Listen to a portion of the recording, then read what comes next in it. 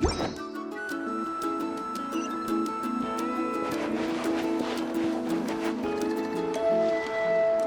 feels like a whole new Paimon after those 2 days in the hot springs. The Abyss kind of threw a wrench in our relaxation, though. Still, spending time here really has felt like a vacation. The Kaholosaurs are so nice and so fun to play with. Their bellies are super bouncy. Oh, and Atea's snacks were so delicious. She gave Paimon some for the road just this morning, actually. Yelling at some kids who got caught throwing stones in the hot springs, so not much has changed since we first met her. Hey, you guys. Sleep well last night? Yep, this area is so nice. Glad you like it. I was thinking of taking you guys out to do some sea fishing. Later tonight, we can eat whatever we catch. Fresh fish is absolutely delicious right off the grill. Hey, Mualani! Yeah? What do you need? The team sent out to fight in the Night Warden Wars has returned. And Kachina? Is she back as well? Kachina fell in battle. But don't worry, the team was victorious, so the Rite of Resurrection will be held in the stadium soon.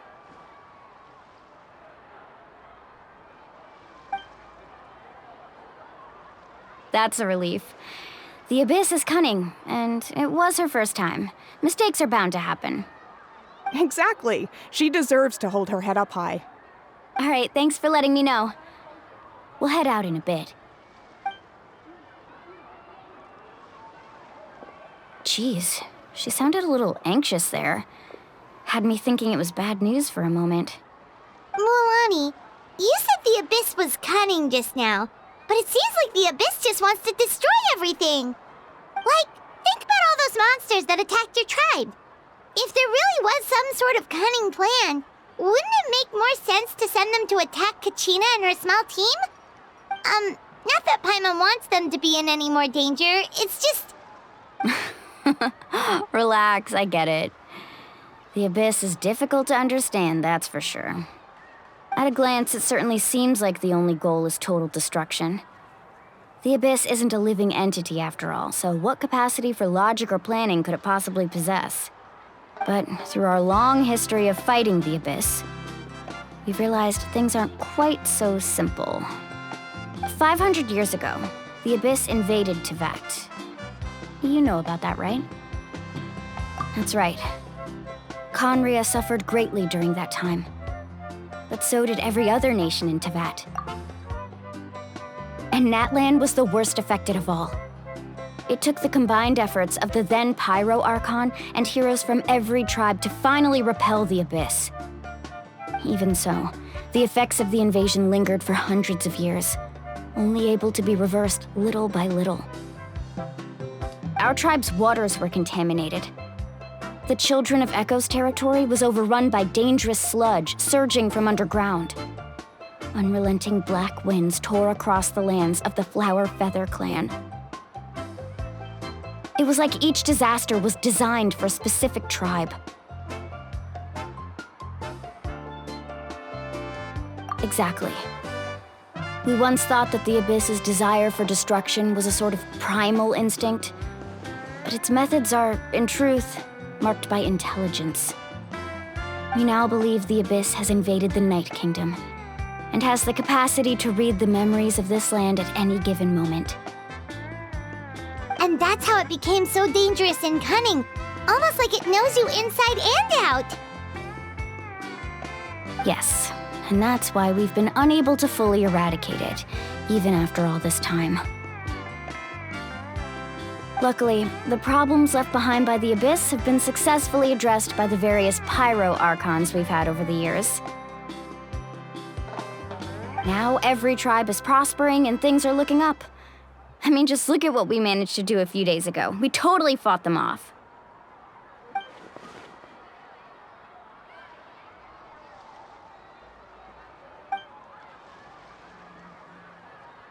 You must have had to sacrifice a lot to get to this point.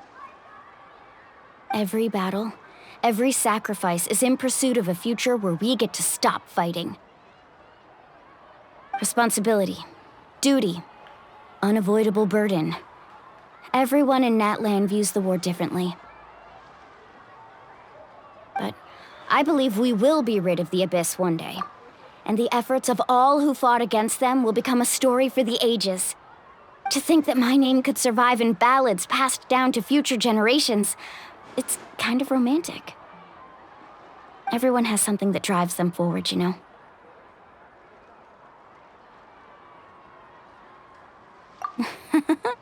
Be my guest.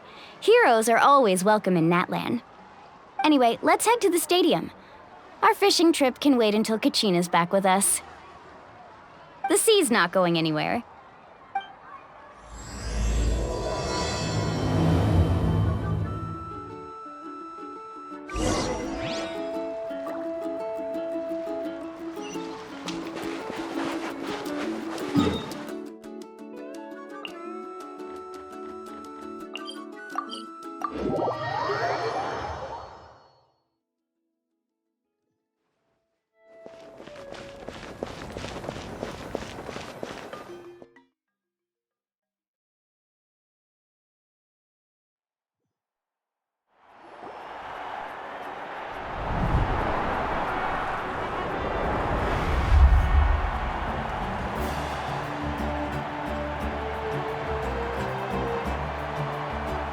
Whoa, this place is packed already! Of course. No one's gonna miss out on the chance to welcome our heroes back from battle. It's their moment of glory. Kachina's gonna be so flustered. She's never had this many eyes on her before.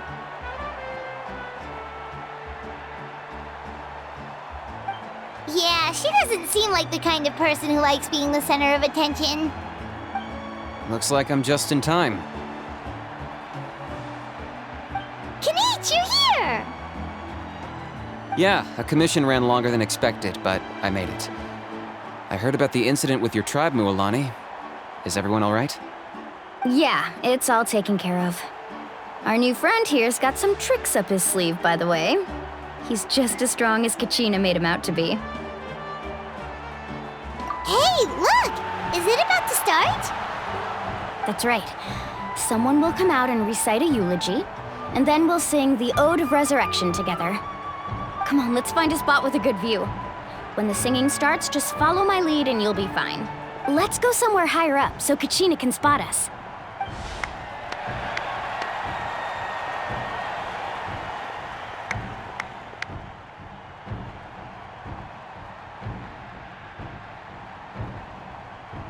Warriors of Natlan, heed the call of life. We are the inheritors of memory and legend. Those who grew alongside sun and wind. Those who forged our own destiny and future. That is Natlan's fire, the lifeblood of our nation.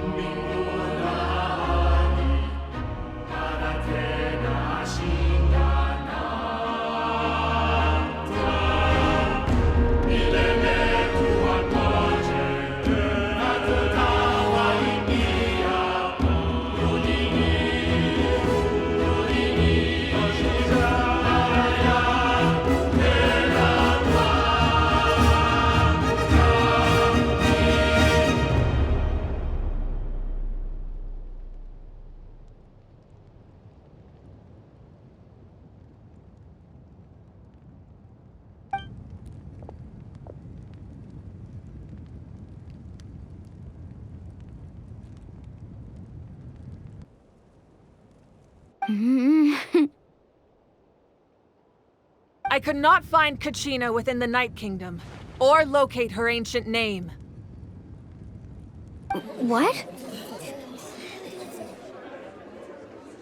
What does that even mean? Usually once the ode is complete, the pyro archon and resurrected person will emerge from the flames. But something went wrong. What's going on? This has never happened before. Well, I think it's pretty obvious. Clearly, the team sent to fight the Abyss didn't win after all. Think about it. The Ode rekindles all victors. We've witnessed it countless times. Since the Archon couldn't find Kachina in the Night Kingdom, that must mean there's more to this victory than meets the eye. Hey! You just haven't gotten over the fact that Kachina beat you in the pilgrimage! Pathetic. The both of you. Your wild guesses are misplaced. We completed our mission. Maybe you did, but who's to say whether that little girl even contributed at all? Maybe she got scared and ran off. Why would the Wyab recognize someone like her, even if she was on the winning team?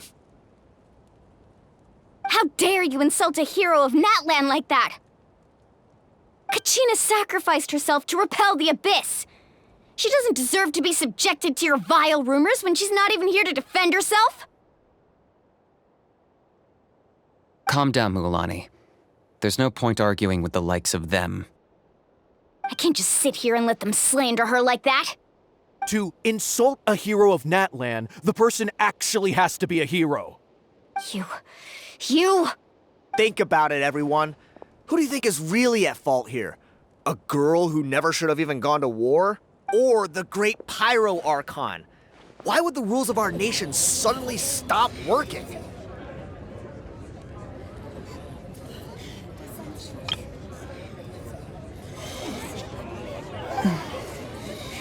That's true. If she wasn't revived, it must mean she failed to achieve victory. Maybe the Wyab interpret victory in different ways? I mean, that girl didn't look all that strong to me.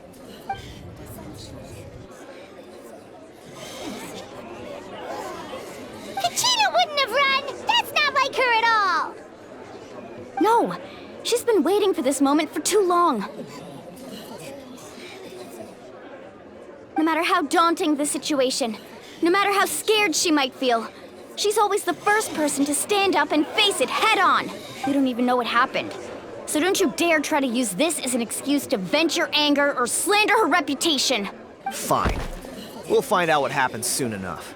Then, we'll see who truly deserves glory. That's enough.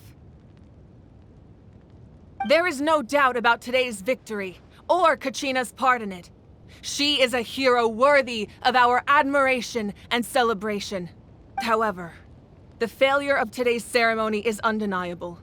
Kachina has not been rekindled, and I offer you all my deepest apologies as I continue to investigate this matter. To prevent further casualties, I have decided to suspend the pilgrimage until this matter is resolved. What? No one is all-knowing. No one is infallible, not even myself. But doubt is a means by which we seek the truth, not a weapon we wield against others.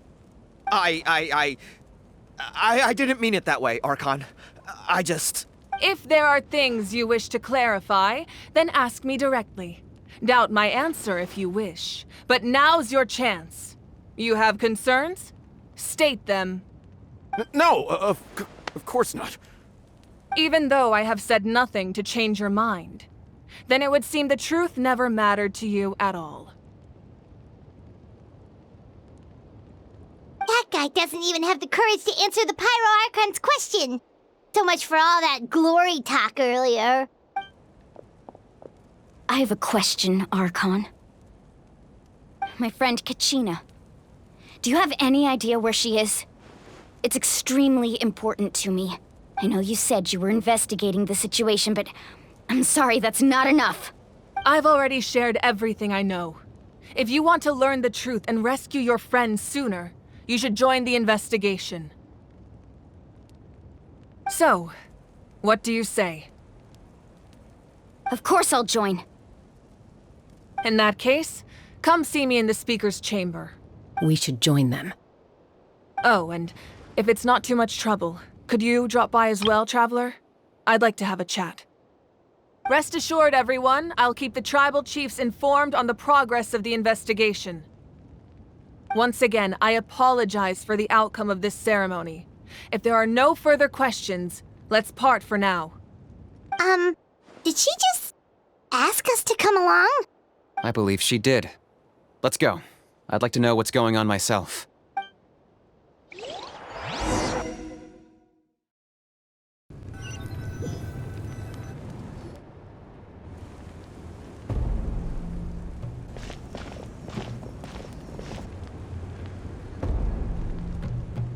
The situation is urgent, so I'll get straight to the point. Kachina is undoubtedly a hero of Natlan, and I'm deeply sorry this happened to her. There's been unrest in the Night Kingdom, but I don't know what's causing it. As a result, I've been unable to track down her location.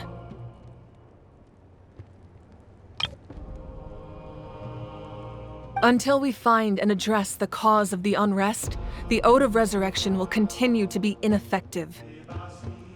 And that means Kachina won't be able to come back? That's correct.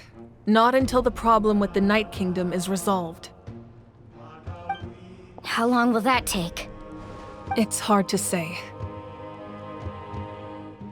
Kachina always dreamed of fighting the Abyss, of doing her part to defend Natlan.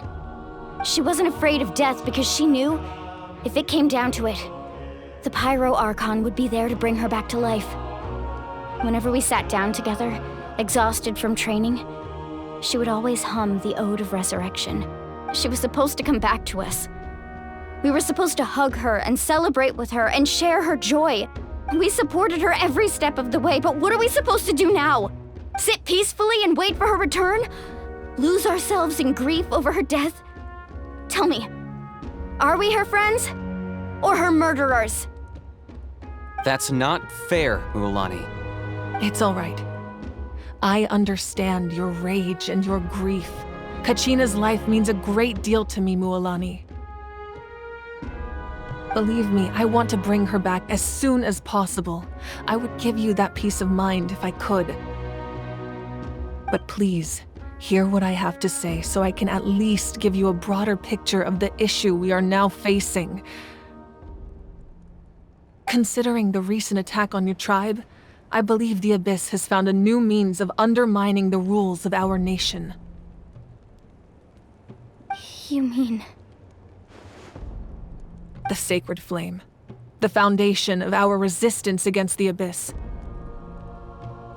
If we continue to hold the pilgrimage and send teams to fight the Abyss, there will likely be more casualties. But if we stop altogether, the Sacred Flame will only grow weaker. The Abyss will scale up their attacks, and the tragedy we saw with the people of the Springs will only be the first of many. If we compare the two choices, the former seems to be the lesser of two evils. Sorry, I know that may sound harsh, but I bear the name Malipo. Weighing the costs is my duty. The raw truth can be cruel. But we need to understand it if we want to approach this rationally. But what would you say, Mualani? This is personal for you. And unlike Kinich, I dare say it's not a simple case of weighing up which course of action is less painful, is it? No. I can't choose between them, and I don't want to. Saying that one is preferable over the other is disrespectful to the people who suffered. You're saying it doesn't matter whether I suspend the pilgrimage. The consequences will be equally painful. Yes. What happened to Kachina breaks my heart. But I couldn't bring myself to sacrifice other people for her sake. And that is the crux of the problem. It's not simply a matter of choosing the lesser of two evils.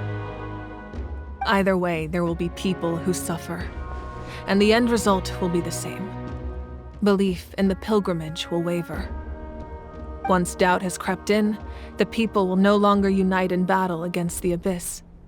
And that is exactly what the Abyss wants.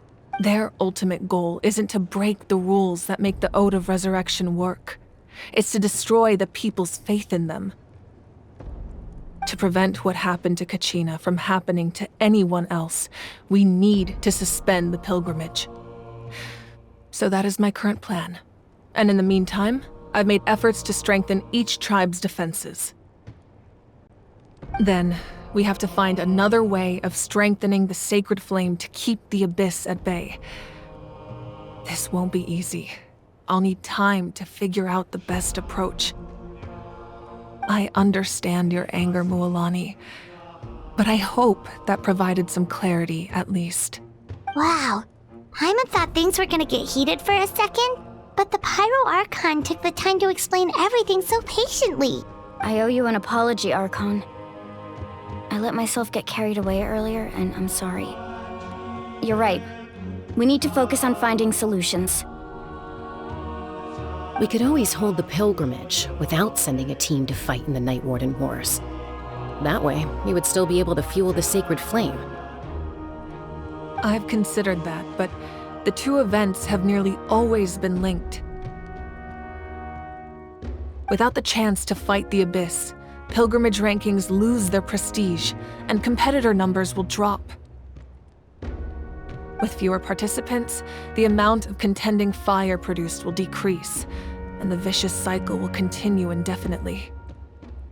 So, essentially, the Abyss is taking Kachina hostage. You've learned about the concept of ley lines during your travels, yes? The Night Kingdom is something similar. Staying there for a short period of time shouldn't have an effect on the person. But with the Abyss in the picture, it's a different story. Your sense of self will be devoured until eventually you become one with the sea of souls. Imagine pouring a cup of water into a rushing river. You can try to scoop up another cup, but there's no chance it will be the same water you had before.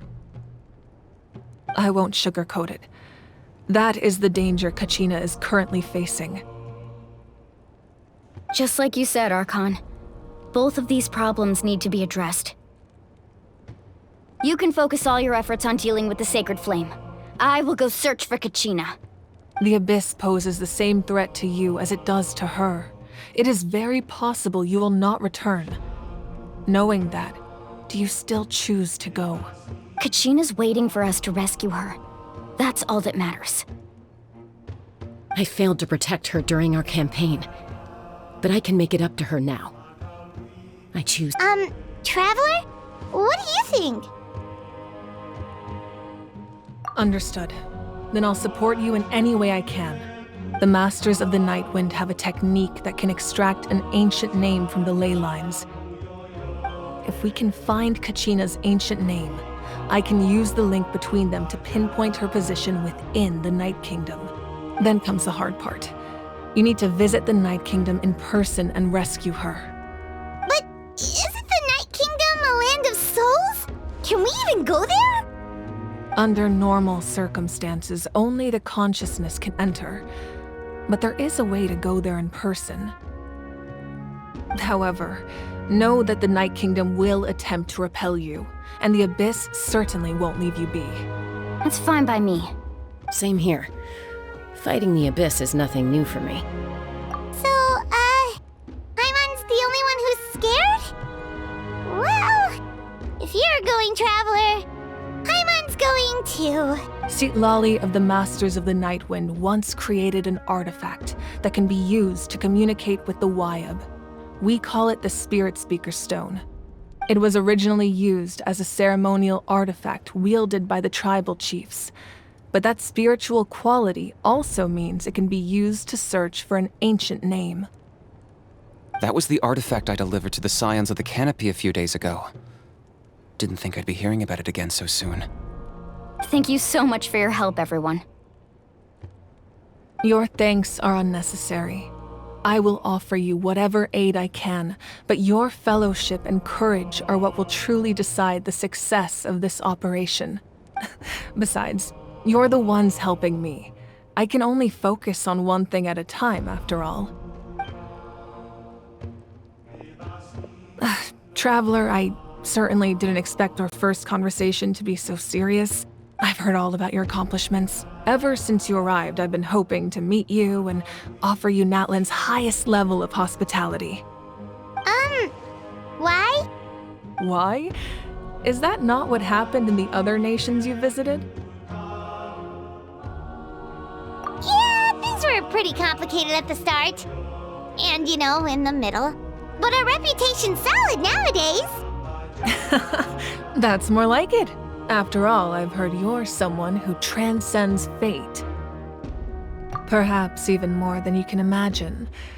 But we can talk about that some other time. Ideally, this would be the perfect night for a drink and some musical ambiance. But there are important things to be done. Oh, I almost forgot. Atea was wounded in the fight against the Abyss. She wanted us to give this to you. It embodies fond memories and my strength of will. That's what she asked us to tell you. She said you'd know what that means. I didn't think this day would come so soon. The flames of her life force. I can feel them flowing within the talisman. If things were different, the two of us could have enjoyed the hot springs together while she gave this to me in person. We're supposed to be hot spring buddies after all. But don't worry. This talisman means a great deal to me. I'll take good care of it, and once this is all over, I'll pay Atea a visit.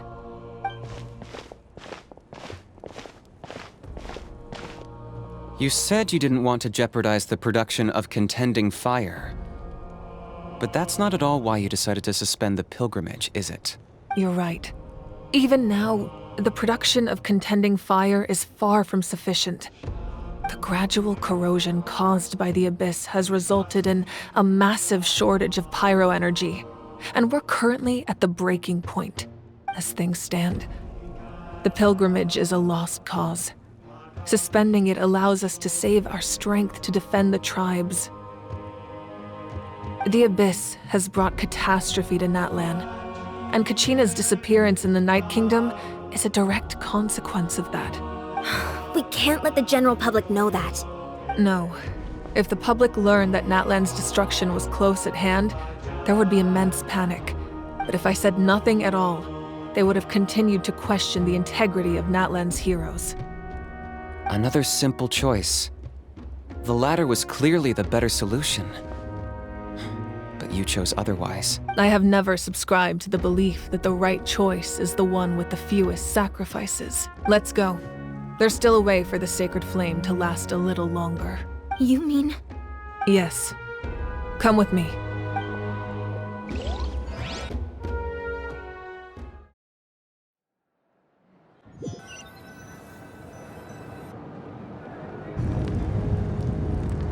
The sacred flame must never go out.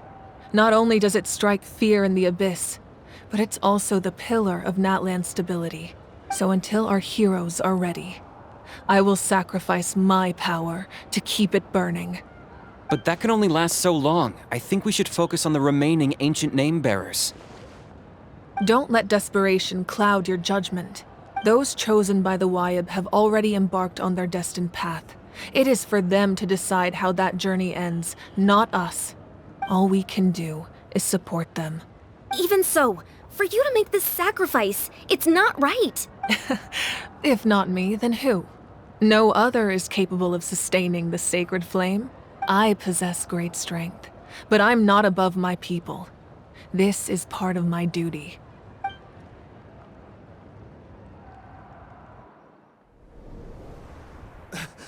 Archon, it's the Fatui!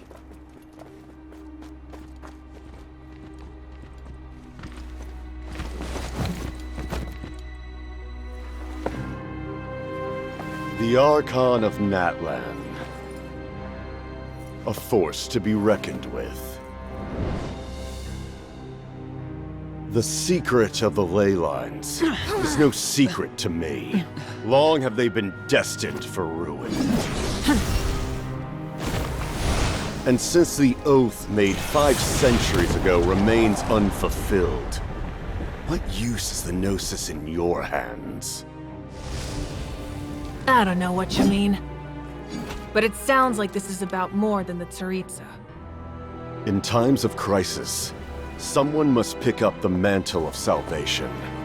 Your plan has reached an impasse, and now it falls to me to create new rules for Natlan.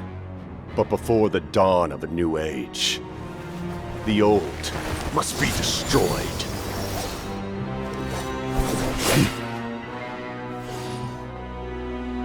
I assume that's the end of your speech? Good. People like us, let our blades do the talking!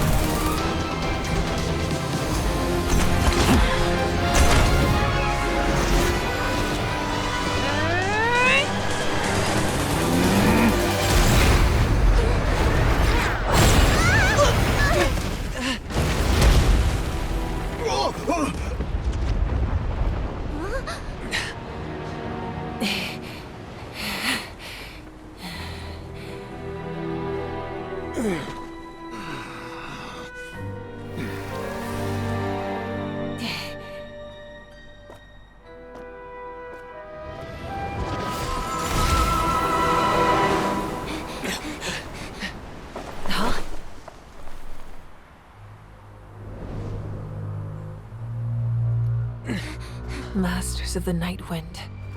Send word. The captain and his followers must be apprehended.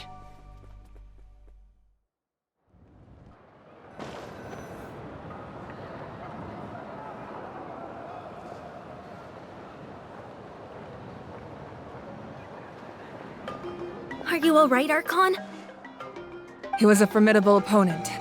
Exactly what I would expect from the first of the Fatui Harbingers. I never imagined someone could match you in combat. If the Tsaritsa sent him here, why would he bring up what happened 5 centuries ago? Yeah. And how much does he know about Natlan? The Harbingers are all driven by their own personal goals. The only purpose that unites them is collecting the Gnosis, but I'm sure the captain has his own reasons for being here as well. Whatever his motive, we should shift our focus to the Fatui.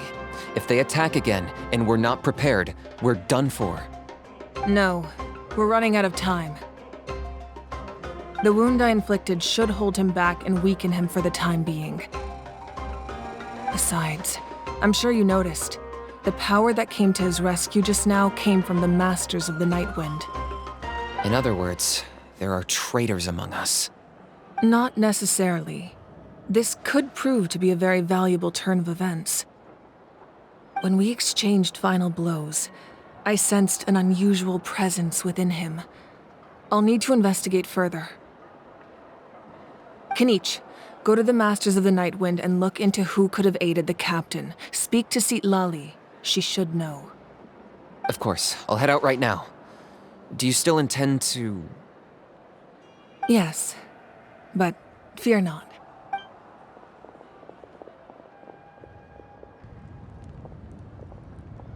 Natlan's strength has never rested solely in its Archon.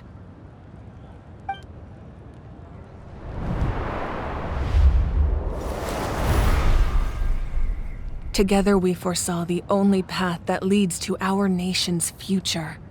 We must trust in that vision now.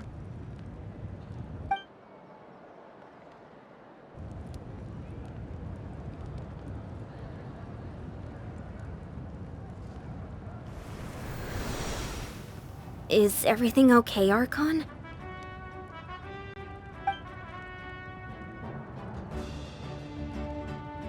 Completely fine. Just lamenting the fact that I never got a picture when I could still turn my hair into flames. Too late now. I just hope the others have a safe journey.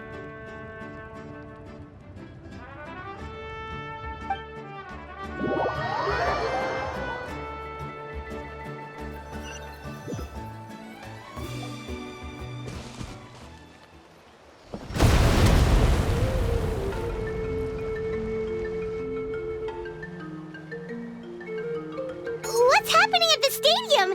Did something explode? It feels like the Archon unleashed her power. She must be fighting a formidable opponent. Should we go back and check what's going on? Have faith in the Archon. She wouldn't lose in a one-on-one confrontation.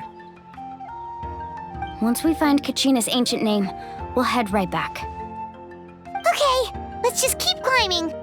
Everyone really hopes nothing goes wrong.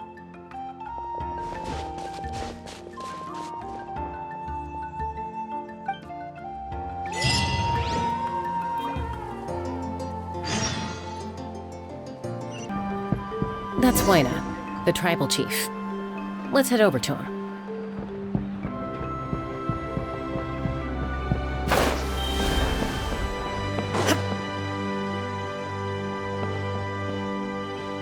Chasca.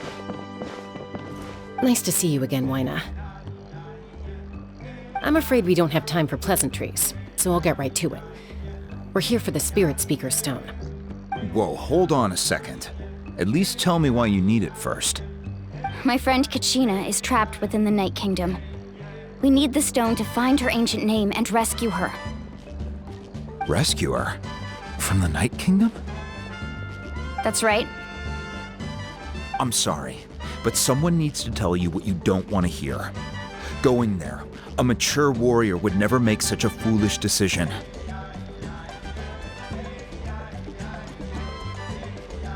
The nature of battle is unpredictable.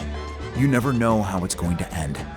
Losing a friend is tragic, but when that happens, the best thing you can do is focus on how to prevent further casualties. I appreciate what you're trying to say, Chief Waina. But if the price of maturity is abandoning a friend in need, I'll choose foolishness any day. If Kachina's still holding on, then so will I. I thought you might say that. Is something wrong, Waina? This doesn't seem like you. Life isn't complete without taking risks. That's always been your mantra. It's nothing. The Night Kingdom is a dangerous place. Can't blame me for checking if you were up to the task.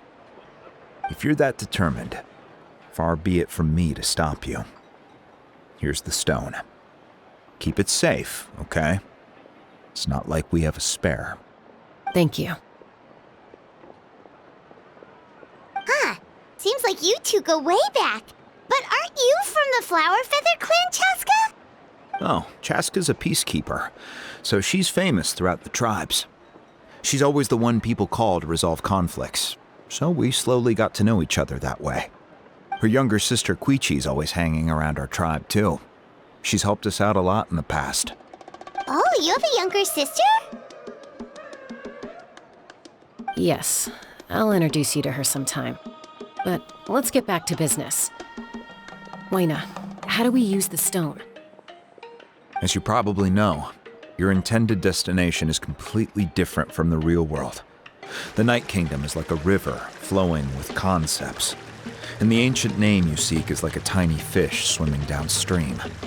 In that sense, the stone is like a fishing boat drifting down the river, but the boat alone isn't enough. You need a fisherman experienced enough to steer it in the right direction. We couldn't do that ourselves? With a little practice, I'm sure you could. You have the strength and the talent. If you want to make sure this works, though, I could recommend someone to you. Who? Vichama, a legendary warrior and scout from our tribe.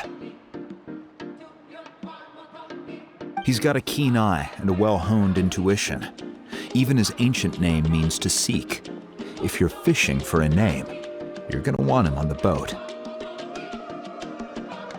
Vichama? Why does that name sound familiar? He's one of Auntie Atea's hot spring buddies. I've heard stories about him. Where can we find him? Ever since Malco passed, he spends most of his time gazing out at the scenery from the cliff tops. Follow the path that way, and I'm sure you'll find him. Thank you. We'll go look for him there. Good luck. I hope everything goes well.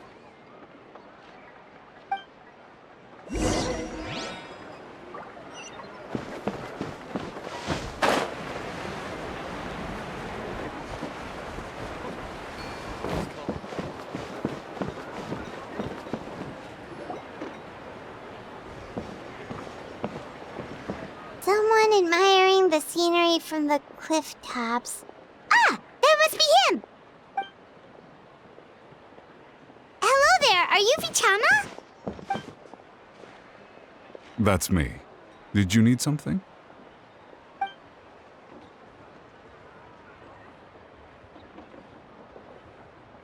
What? You're saying you can bring someone back from the Night Kingdom? How is that even possible? No, if you really think about it, anything's possible in that kind of place. But that would mean...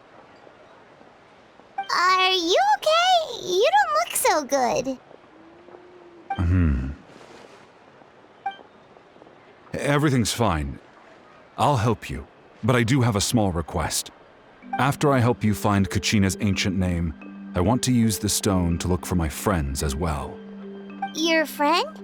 Oh, why not mention someone named Malco? Is that who you're talking about? Yes, but I'd rather not get into it if it's all the same to you. That's not a problem.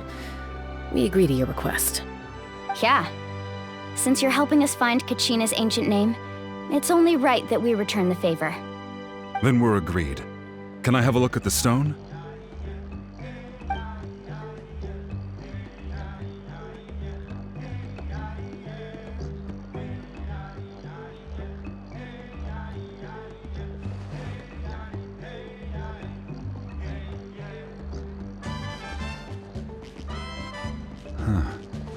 I see. From what I can tell, it functions almost like an abyssal pylon. Both connect the Night Kingdom to the living world. Once the connection is established, the abyss will come surging through the opening like a predator honing in on the scent of blood. So we have to be sure not to use it in a tribal settlement. Wow, you got all that just from looking at it? I just picked up on the basics, really. I still have no idea why it works. You said someone named Citlali invented this. They must be a genius. I'll go find an open area and start setting things up. In the meantime, I need you to get 2 things for me. We'll go right away. What do you need?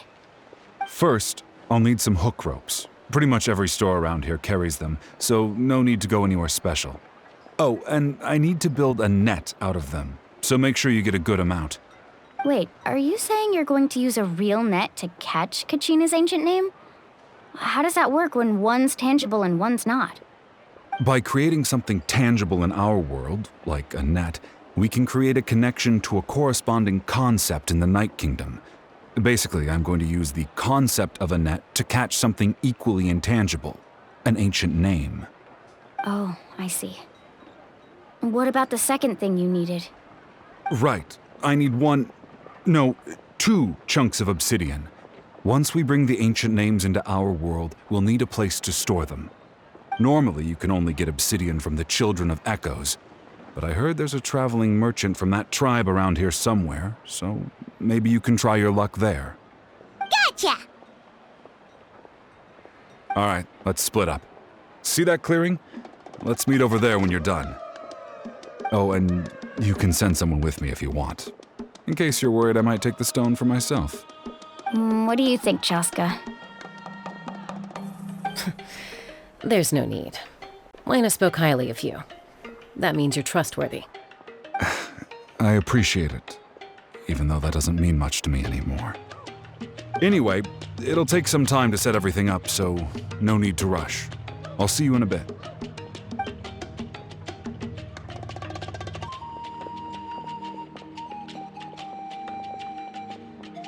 What an odd guy.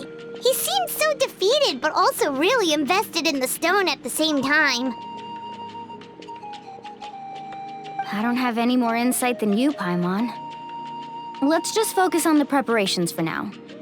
Hang on, Kachina. We're coming for you.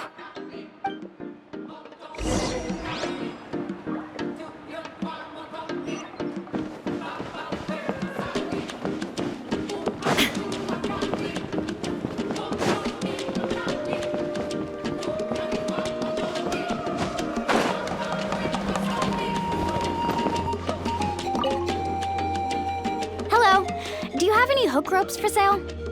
Hook ropes? As in rock climbing equipment? Yes. How much for your whole stock? Oh, the whole thing? Let me see. That would be 30,000 mora in total. Deal? Deal. Wait, really? What, you want me to drive down the price? We just need these as fast as possible. Thanks. Oh, no problem at all.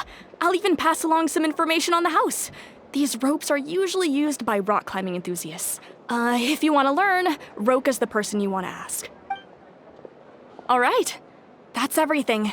Here you go. Now we need the obsidian. Let's go talk to the traveling merchant Bichama mentioned.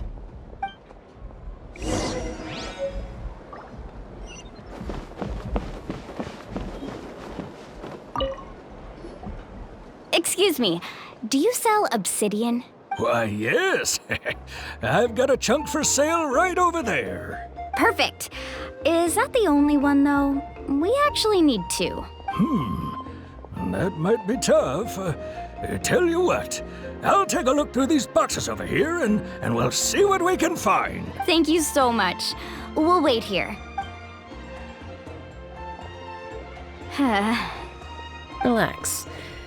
Everything's going according to plan. I know, it's just... I could tell Bichama feels the same way about his friend that I do about Kachina. I hope this chunk of obsidian isn't the only one. Kachina always carries all sorts of shiny stones with her. If I was the one trapped in the Night Kingdom, she'd have a whole pile of obsidian ready in a heartbeat. Well, would you look at that? I did bring an extra. Here you go, young lady. How does it look? Perfect! Thank you. How much do I owe you? If you hadn't shown up, these stones would have just sat here collecting dust.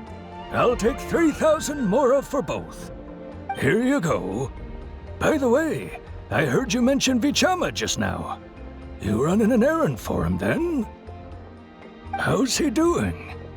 Malco's been gone for 5 years now. It's about time he started to move forward. Do you know what happened between them? I heard about it in passing while I was out drinking one night, but I don't know all the details.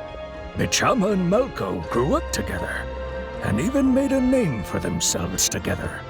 Malco was an amazing fighter, capable of knocking out multiple opponents in a single hit, while Bichama excelled at scouting and analyzing the battlefield. The two made an excellent team, and managed to beat back the Abyss several times. 5 years ago, they both emerged triumphant in the pilgrimage, and were placed on the same team to fight the Abyss. But on the eve of battle, the Abyss launched an attack on their tribe, and Bichama suffered an injury to his leg while attempting to rescue someone. Then what happened? The team agreed that he couldn't fight the Abyss in his condition. Bichama didn't argue. He knew going to the front lines with an injured leg would make him a burden in battle. So they raised the issue with the Pyro Archon, and she agreed to let him stay behind. It's just... Melko and the others ended up facing hordes of abyssal monsters in numbers that far exceeded anyone's expectations. The team made an error in judgment, and they fell to the onslaught. Bichama went into a deep depression after that. He blames himself for everything. Oh, you're not wrong. But it's possible he chooses to blame himself. Not because he did something wrong, but because he wasn't able to do anything at all. I've tried convincing him to move forward, to stop dwelling on the past. But the shadow of Melko's death hangs over him still. The Abyss has caused so much suffering, and some wounds never heal. I wish there was something he could do to make himself feel better. But... anyway, that's the gist of it. Maybe you could help him talk things through sometime. I would really appreciate it.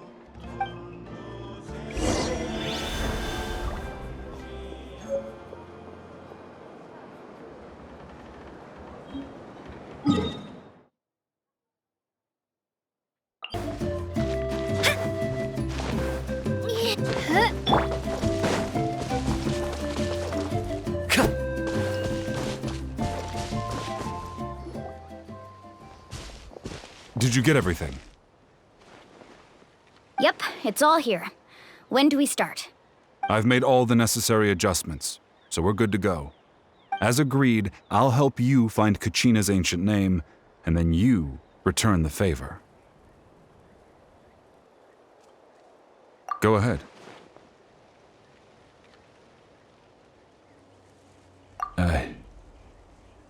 Yes. After Malko fell, I scoured the battlefield to see what happened. It turned out he wasn't bested by some impossibly powerful foe. He was dragged to his grave by the sheer number of enemies. If I had been there, I would have been able to sense the danger. I could have warned them not to advance. I've always blamed myself for what happened. But when you told me about Kachina, I realized there's a chance Malko might also be alive, fighting for survival in the Night Kingdom. But that happened several years ago, right? The Pyro Archon said all life within the Night Kingdom eventually becomes one with the Sea of Souls. There might not be much hope, but I still have to try. Malko and I promised each other, even if we never managed to root out the Abyss for good, we would fight together until the end. All right, let's get to it. I'll start searching for the conceptualized version of Kachina's ancient name. If you see any fragments scattered around the area, please collect them.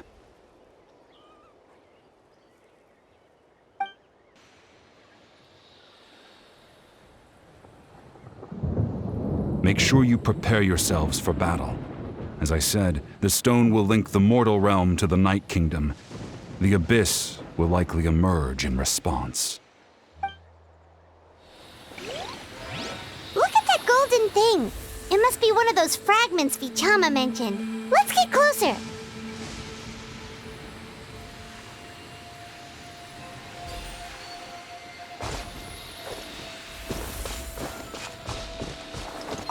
Time to go.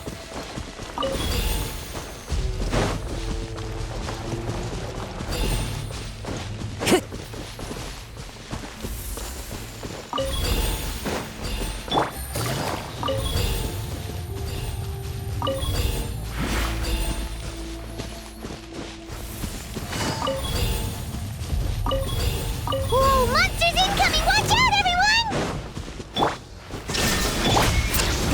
To the wind. Gotcha. Things are about to get dicey. Now you shall perish!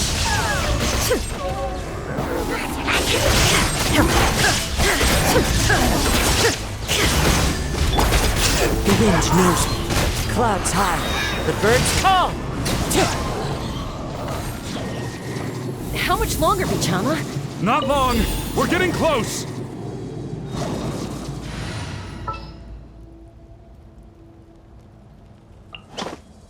I won't hold you back!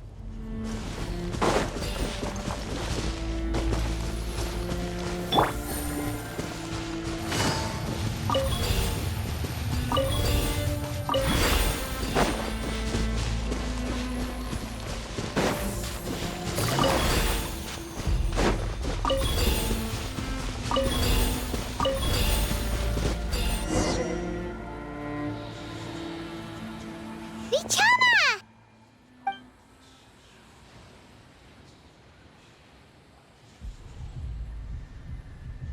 Quick! Take it!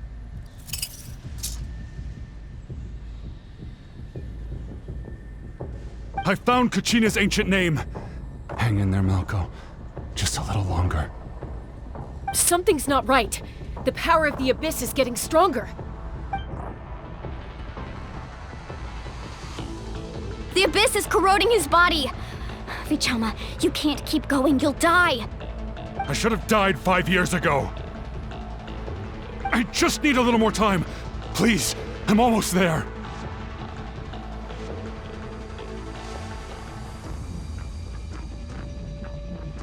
Thank you.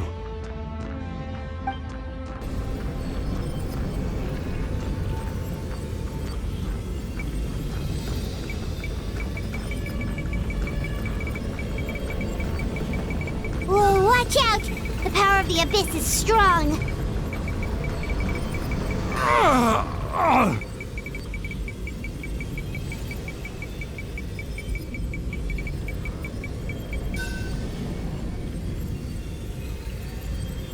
This power. Hanging in there? Malco. No! Why can't I find him? Why? We can't wait any longer. Pull him away from the stone, Mualani. I already tried, but the power of the Abyss has him in a chokehold. It's like he's tied to the stone with an invisible rope. In that case, we have no choice. I'm sorry, citlali. Get back! Chasca, wait!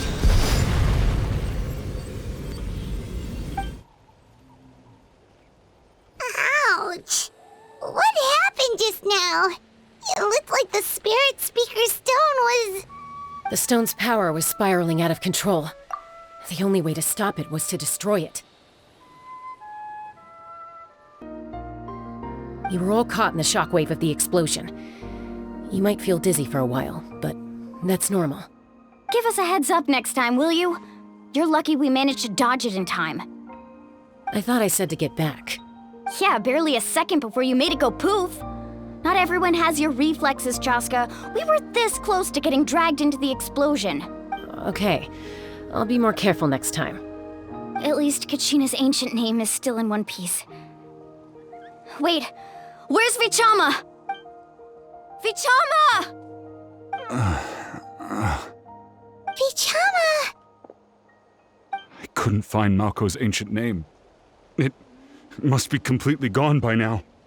Once your ancient name disappears, there's no coming back. From the very beginning, I knew there was a slim chance, but still. And now... it's too late to save him. From the minute he left that day, it was already too late. Vichama. I'm sure he's heard enough condolences over the years. Let's just give him some space. Huh? What's that in your hands, Vichama? It looks like something's glowing. Huh? This is...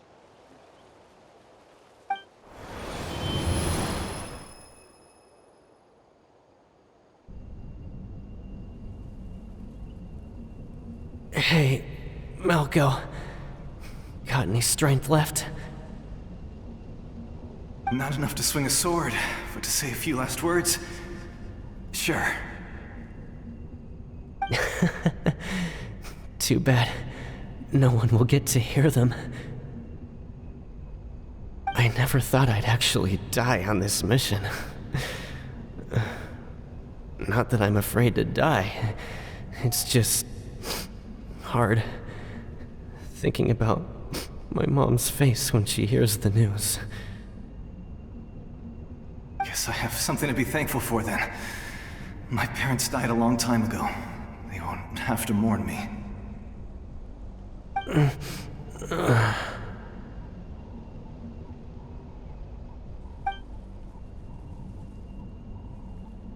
Pisak! Always had to beat me at everything, didn't you? Right to the end, you were never one for goodbyes. Maybe you're right. Maybe no one will get to hear our last words. But just in case... Vichama, I'm so glad you didn't come with us. Don't be sad. Just keep on living. For the both of us.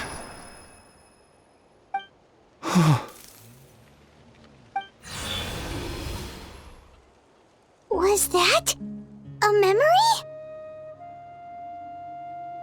Seems like we were able to salvage something after all.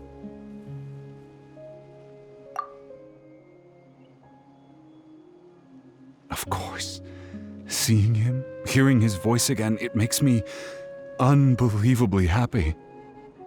But it also brings with it an even deeper pain. A deeper pain? Why? Malco was always the type to put on a brave face. But in that memory just now, his hands were shaking, and his smile was forced.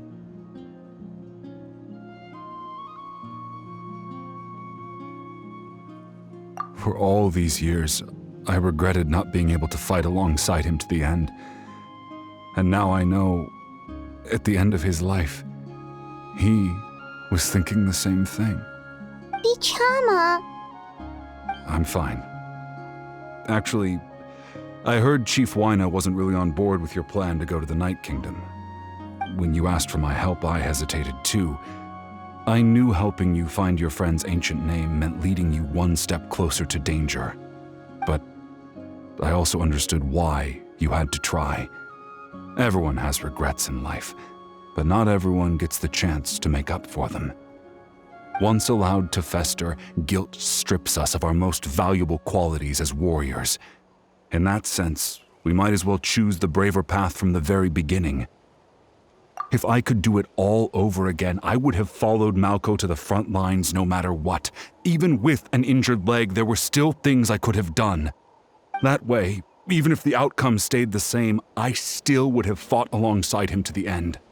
There are critical junctures in life, and if you don't seize the chance to act, there's no going back.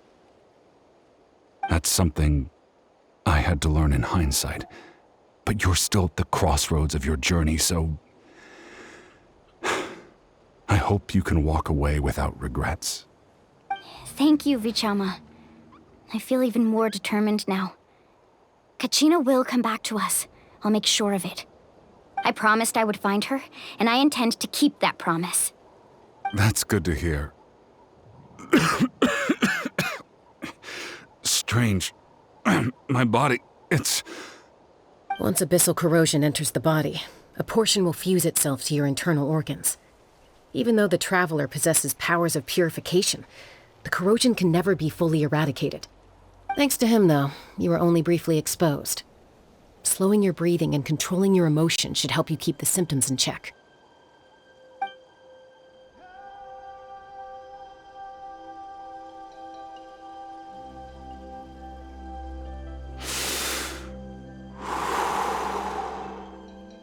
Huh. That does make me feel better. You seem very knowledgeable about all this. Just speaking from experience, that's all. Anyway, we've recovered Kachina's ancient name, so we're off to a great start.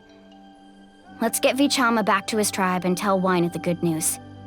Oh, and apologize for destroying the spirit speaker stone. We had no choice, though, so he'll probably understand. Right?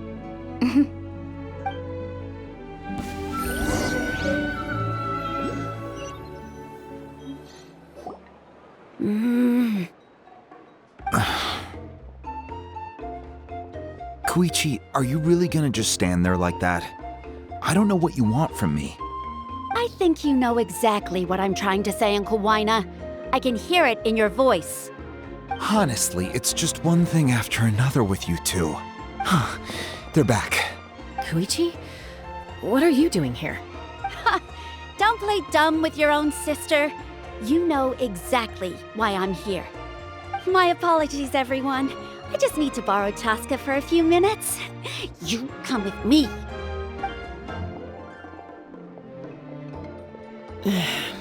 I'll be just a moment.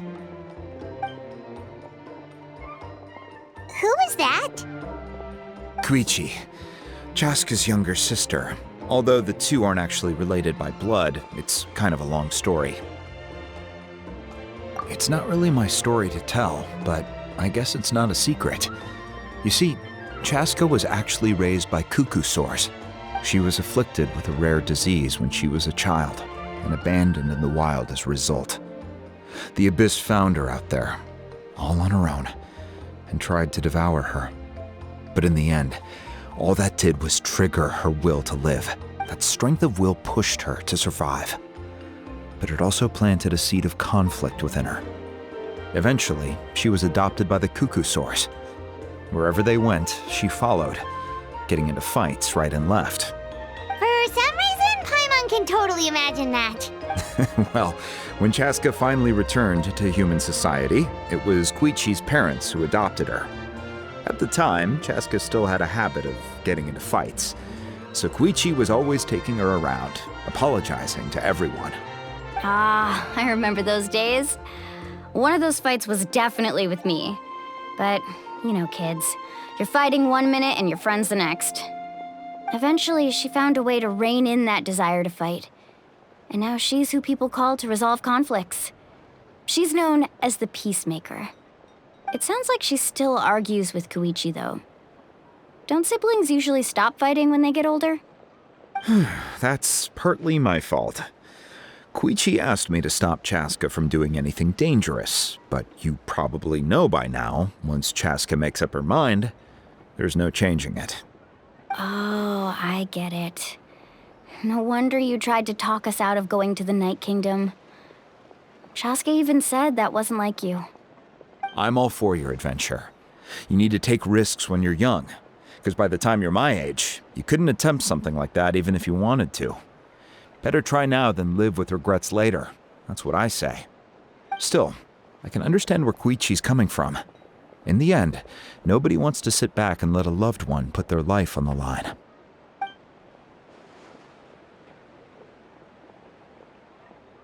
All right, it's just the two of us now. You have 1 minute to explain yourself. I don't have anything to say. You don't have to approve, but you should know I only do what's necessary.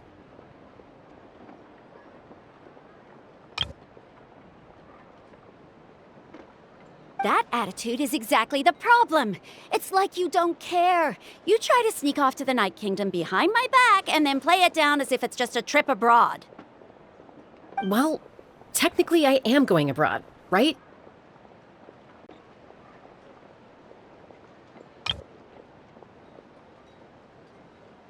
Again with the excuses! We agreed, didn't we? There are 4 levels of danger. If it's not something urgent, you can only engage in level 2 danger and below. You can only go up to level 3 if a situation is so dire there's absolutely no alternative. But a trip to the Night Kingdom? If that's not a level 4, I don't know what is. And you were just going to sneak into the place without saying anything. What do you mean, sneak into the place? I always planned on walking in there with my head held high. You bought off Uncle Wina, didn't you? He promised me he'd stop you from doing anything dangerous. Oh, it's like he didn't even try. You feel like he went back on his word. What if I told you my mind was made up, and there was nothing he could have done? Not even by force. Oh, I knew it! So he did try to say something, but you didn't listen! This is important. If you were in my shoes, you'd make the same decision. You don't know that! I'm a doctor, and I handle logistics. If you're going to waltz into a dangerous situation where you could lose control at any moment, it's my duty to say something! All right, whatever. Anything else? What do you mean, anything else? Why don't you reflect on what you've done and promise me you'll stay put? Time out. Is this one of our normal arguments or a serious one? Chasca, does it sound like I'm joking? Then, you need to know something. What happened to Kachina was partially my fault. I can't leave her there to die. That's not who I am. But the person you become when you lose control, that's also not who you are.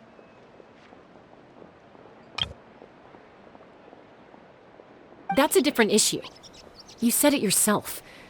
A person is only as good as their morals. If I want to live in Natlan, I need to display qualities that make me worthy of this nation. I've also told you that managing your condition is equally important. Sometimes you have to make sacrifices. All right, let's stop this here. If we keep going, I might actually have to get serious. And I think Wyna prefers his roof attached to his house. Is that a threat? That sounds like a threat to me. Koichi! Younger sisters are supposed to listen to their elders. So, you're really going to go, no matter what I say? I'm supposed to be your sister. Then support me. I'll be back. All you have to do is wait. Chasca. So, that's it. Why'd you have to turn out to be so darn annoying?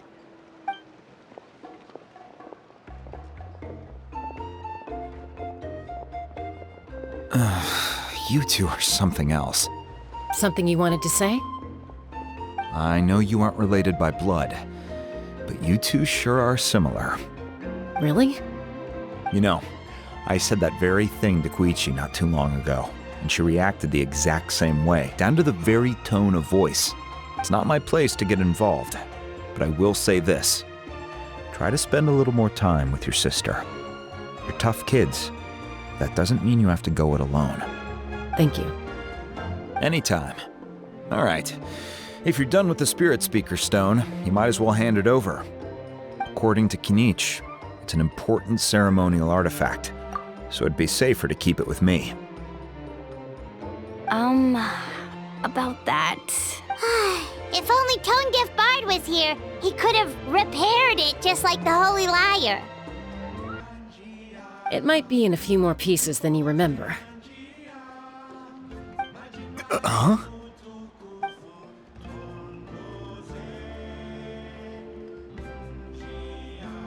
I see. Sounds like it was an urgent situation. If someone's life was on the line, then you had no choice. Still, Citlali's going to be a nightmare to deal with now that you've broken her stuff.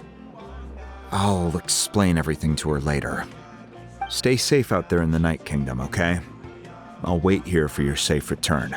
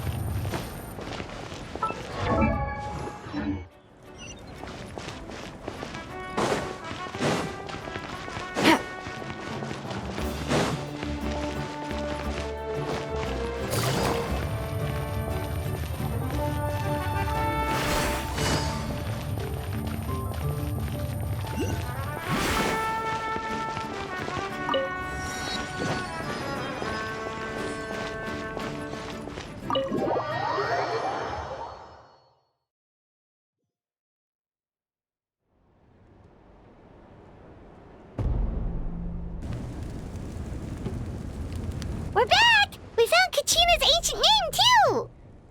Well, it's fairly complicated. Let me give you the condensed version. The Fatui again? We can't go anywhere without them causing trouble. But what if the Fatui finds out you've lost your power? Won't they try to take advantage of the situation?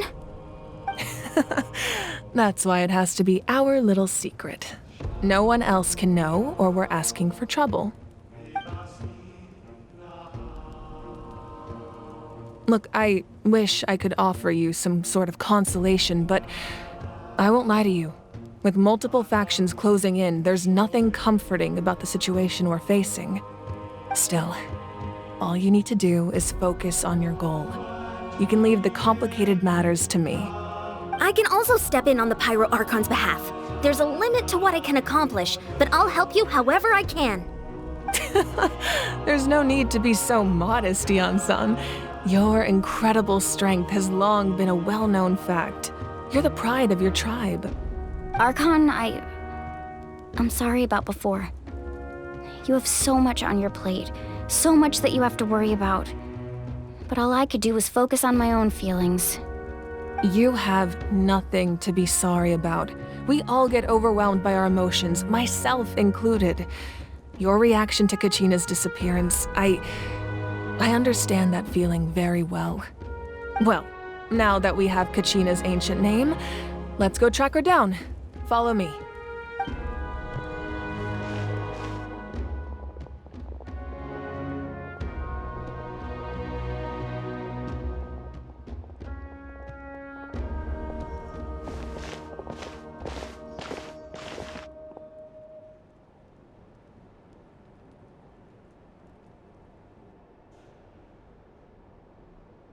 What is this place? Hey, isn't that Atea's talisman? Good eye. This is where I store all the various mementos I've collected. Whoa. I've never seen this place before. There's so many things in here. It looks like there are items from every tribe. Collecting them must have taken a lot of effort. I suppose you could think of it as a hobby of sorts. In Natlan, everyone grows up listening to the stories of heroes, and physical items do a far better job of preserving those stories than our own memory. Now, I still have some preparations to make for the ceremony, so feel free to take a look around in the meantime.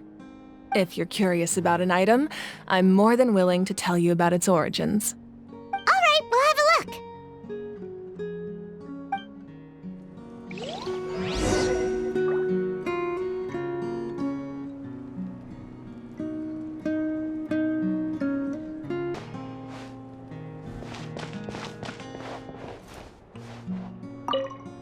Like I said, I still have some preparations to make for the ceremony. If you're curious about an item, I am more than willing to tell you about its origins.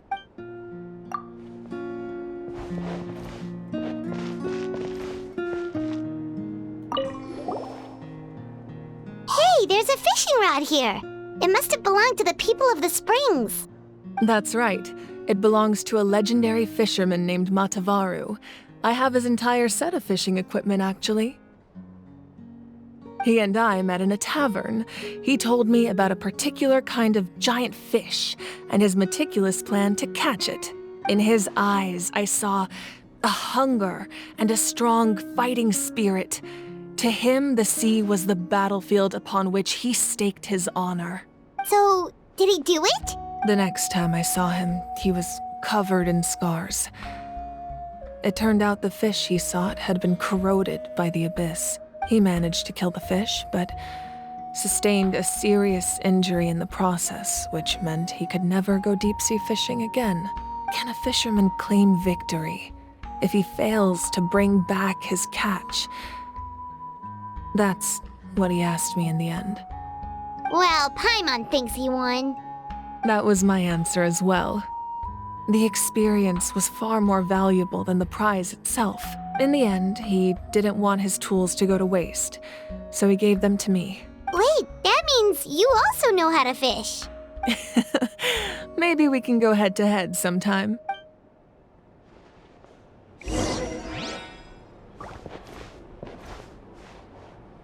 This fishing basket looks familiar. This flower looks like it's thriving. You must be good at taking care of plants, Archon.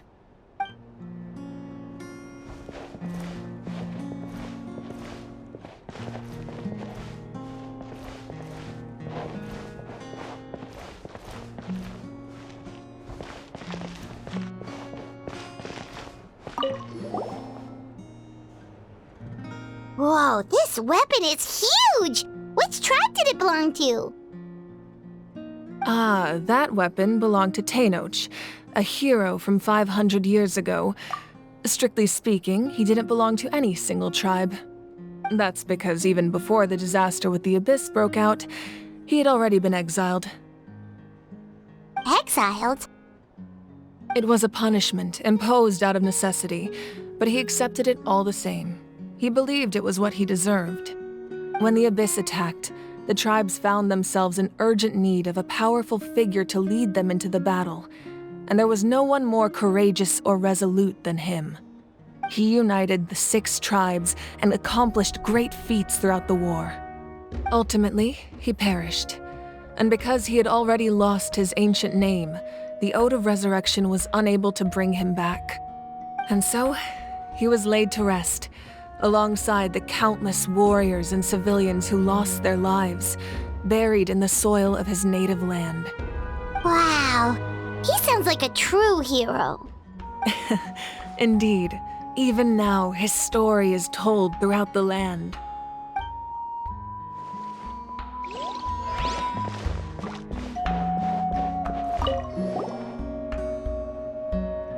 There are so many jars and potions around here. Do they have anything to do with alchemy? No, those belong to the Masters of the Nightwind. They're ceremonial tools used to amplify the ability to communicate with the Night Kingdom and the Wyab. Yamaya is an expert in this field, and she taught me a lot. Even though she appears stoic and serious, she actually has a keen sense of humor. The tools you see here are quite traditional. Her students found them outdated, so she passed them on to me. The contents of the jars aren't all that special. Oh, except the big jar in the middle. That's what she really wanted to give me. Ooh, must be something really cool. What's inside? Grape juice. Huh? It's quite tasty, although probably expired by now.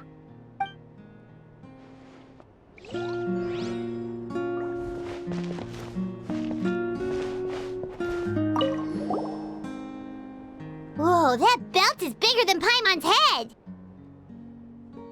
The Collective of Plenty are known for their bodybuilding competitions and contests of strength. This belt is a symbol of great honor within the tribe. The association with strength might also have been the reason the original belt was extremely heavy. It was difficult for even 2 people to lift. And even if a warrior had the strength to put it on, wearing it for any length of time would still leave them gasping for breath. Sounds like it. So the owner of the original belt, Kitera, commissioned a craftsman to make a copy identical in appearance but far lighter in weight. That is the belt you see before you. He would often wear this version when training in order to protect his waist. Or he made a lighter version so he could wear it all the time and show it off.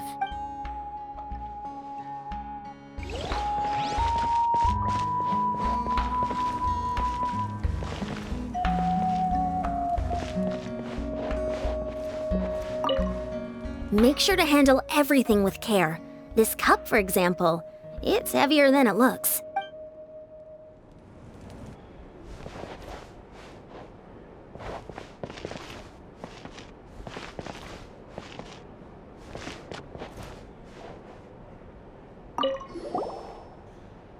This is Atea's talisman. I'm sure you're familiar with this one already. Atea was rarely ever without it. The talisman brought her a lot of luck in battle.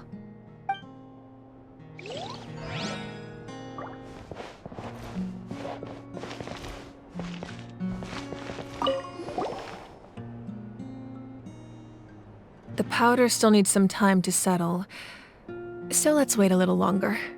Well, what do you think of my collection? Do you feel like you have a better understanding of Natlan's culture now? Yeah!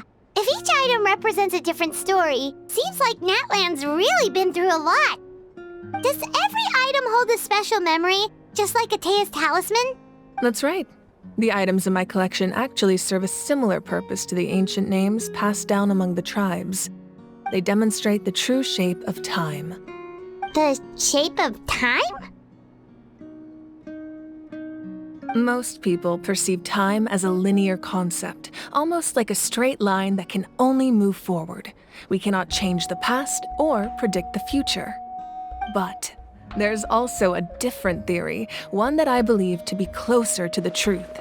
Namely, that the past, present, and future all exist at once. At once? Paimon's not sure she understands. Let's say your journey ended right now. Thinking back on your experience in each nation, which one would you say was the most important? Exactly. Even at the end of your journey, the things you experienced along the way don't cease to exist. They become part of who you are. Take out a portion of that journey, and you would likely make very different decisions, and eventually arrive at a very different destination. The future is the same way. It exists even though it has yet to come to pass. We just lack the means to perceive it. Of course, there are those with the power to foresee the future. They simply call it by a different name. Fate. You're quite familiar with that concept, I would imagine. That does kinda make sense. The future hasn't happened, but already exists. Humanity excels at living in the present, but too often we forget the past and neglect the future.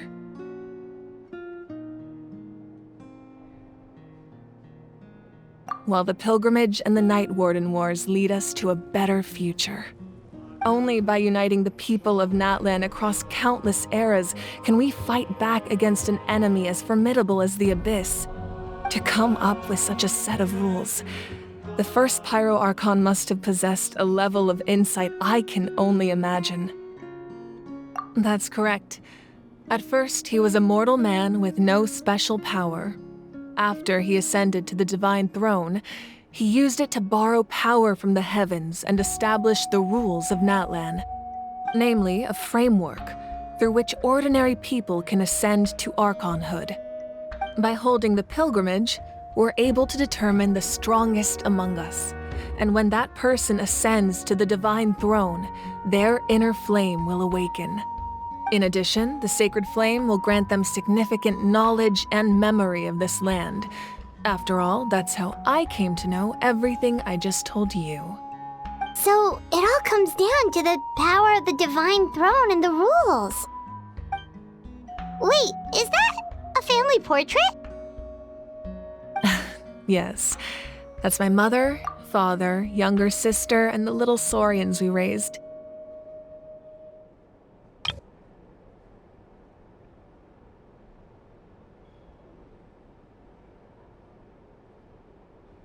I turned a piece of my dad's leather armor into a canvas and commissioned a famous artist to paint our likeness.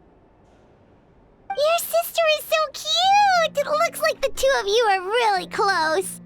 Paimon was having a hard time thinking of an Archon as an ordinary person, but seeing this portrait, it kinda makes sense now. It really doesn't look like there was anything special about you before. Oh, wait, is Paimon allowed to say that? A little late for that question, don't you think? Sorry! Paimon's so sorry! Paimon's mouth works faster than her brain sometimes!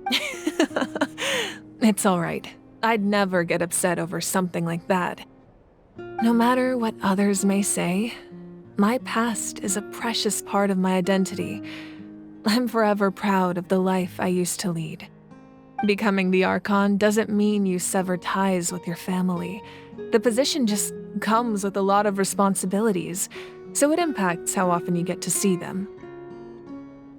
My father made the most delicious stew, so my sister would often bring me a large pot of his cooking, and we would sit on a blanket and eat it together. One time, we didn't close the door securely, and the saurians we were raising ran into the room and knocked over the entire pot. My sister immediately burst into tears. The two troublemakers were going for the meat, but when they saw my sister's distress, they froze on the spot. I still remember the way they laid there, sulking like a pair of children, even after making such a mess. It was frustrating, but in the end, all I could do was comfort my sister and move on. Wow. Isn't that what being a family is all about? I think about that story a lot, actually. As the Archon, I made a vow to defend this nation, and experiences like that, they remind me exactly what I'm trying to protect. Well, what happened after that? This portrait looks pretty old. Your sister must be all grown up by now, right? I believe she ended up working as an architect and artist. She built many houses and crafted many beautiful works of art. Anyway, that's enough about me. Now that the powder is settled, we can begin. Iansan, mualani, chasca. Over here, please. Place the ancient name up there, and then we'll begin.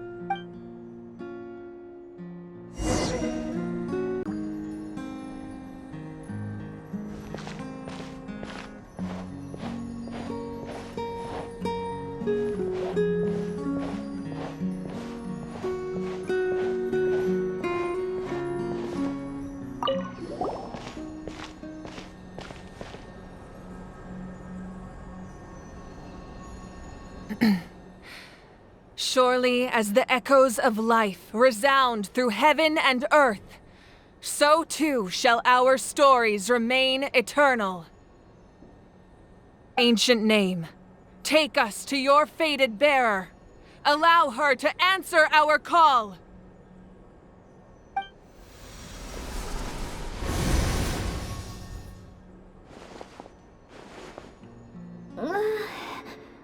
Am I hallucinating again?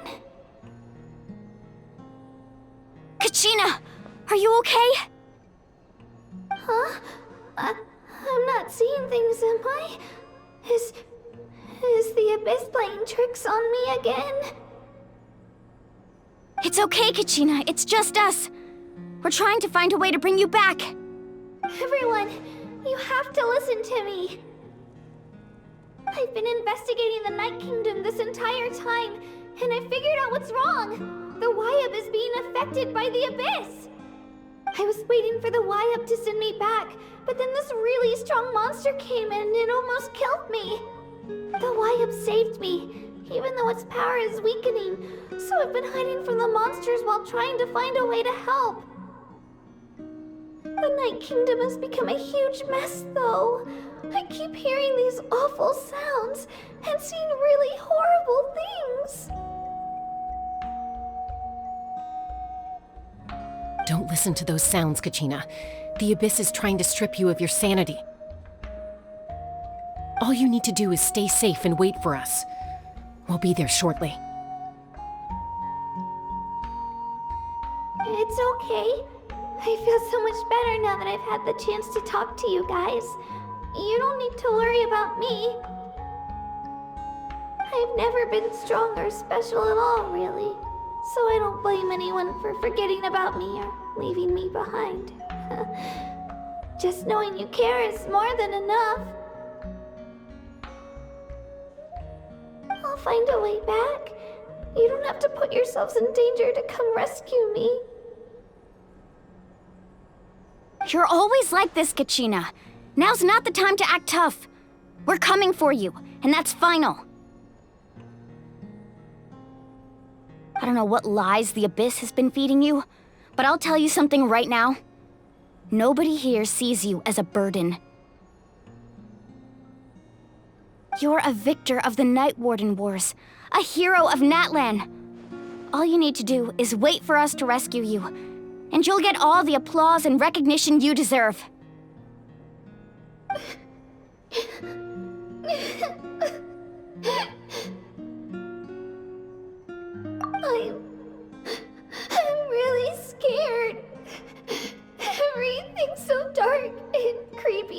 there. And I want to go home.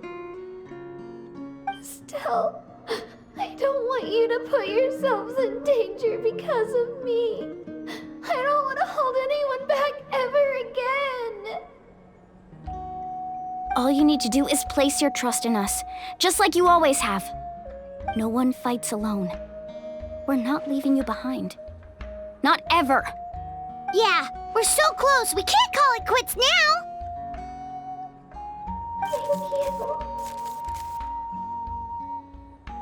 Be careful. Looks like we've lost contact. Now comes the most dangerous part. You have to traverse the Night Kingdom in your physical form. This entrance to the Night Kingdom was left behind after an abyssal invasion. Even a brief amount of time inside could expose you to corrosion. I know. I'm prepared for that possibility. All right, then I wish you all the best. I'll tell Koichi to be ready just in case. She's very experienced in dealing with abyssal corruption. That face you just made. Don't tell me you two got into another argument. No, I just feel bad for creating more work for her. I'll go with them too, Archon. The more people, the stronger the party. Thank you so much for your help, everyone. It really means a lot that you're willing to brave these dangers with me. And there's no time to lose, so let's get going. Now that I've lost my power, I won't be able to provide much practical support. But I can still keep an eye on the situation from here.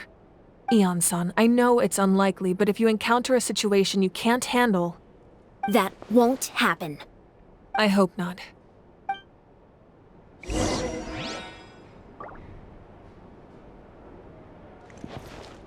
Be careful out there.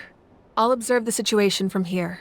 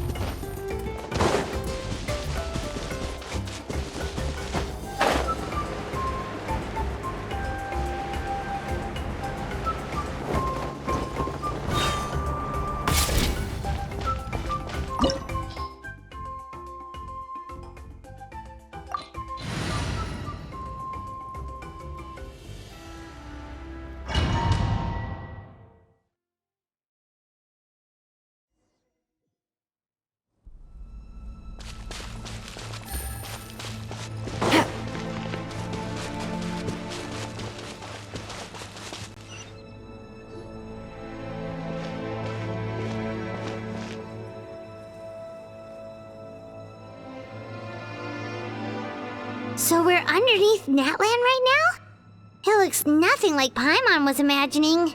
That's because in the distant past, Natlan was home to an incredibly advanced civilization ruled by dragons. Humans only established their own society after the fall of the dragons. So these are Saurian ruins? Wait, you mean like the elemental sovereigns? They had their own advanced civilization? Yes, a really long time ago. Very few records have survived until now, so no one really knows what the devices here are for. These ruins have been abandoned for a long time, but with the recent increase in Abyss activity, the installations around here have somehow been activated again. So what you're saying is, we're not in for an easy trip to the Night Kingdom. No. It's going to be obstacle after obstacle from here on out.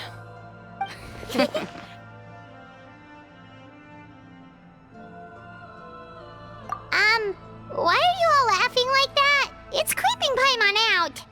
It's the pre-adventure excitement kicking in, right guys? Of course. I'm eager to get started. Then let's go. We won't let anything stand in our way.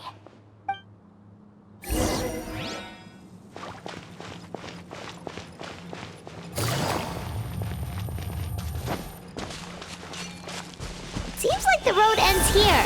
How should we get across? As a professional trainer, I think you could stand to build up your endurance, Paimon. Professional trainer? Paimon thought you were a warrior from the Collective of Planning. Well, that goes without saying. But I actually work as a sports coach. I provide professional guidance for many of Natlan's popular sports. And I don't just mean physical training. Those guys look familiar. We've fought them before. Let's go. Show no mercy.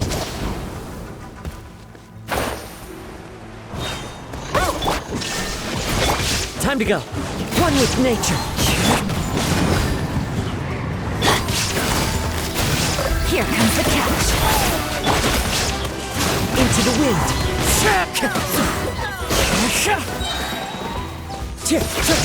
Shine down!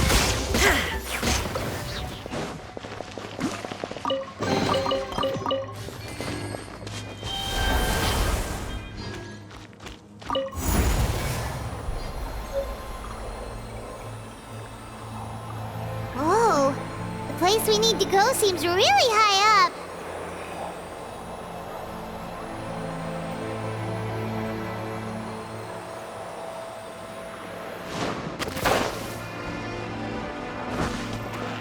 Ha!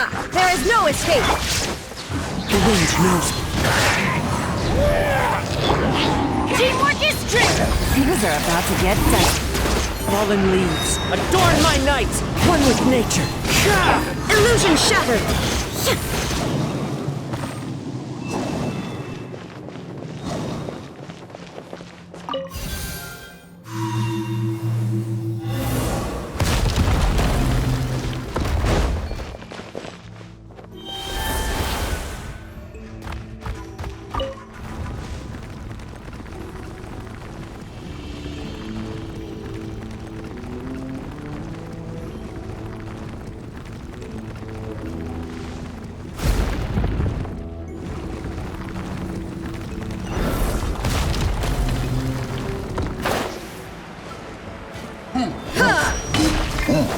There is no escape! Into the wind. I'm going in! Torn to oblivion!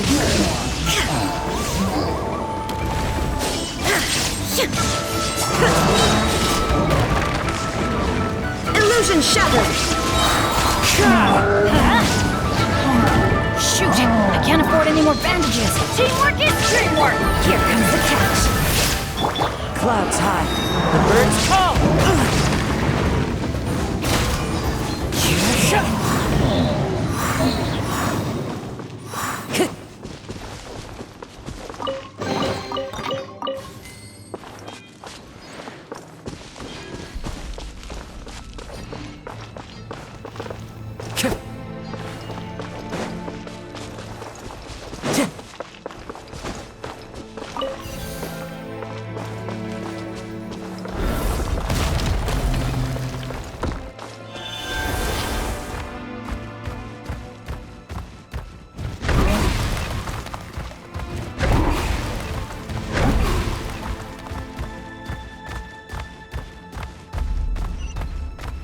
This is the final stretch. We just need to climb up, and we'll be there. Nothing to it. Easy for you to say.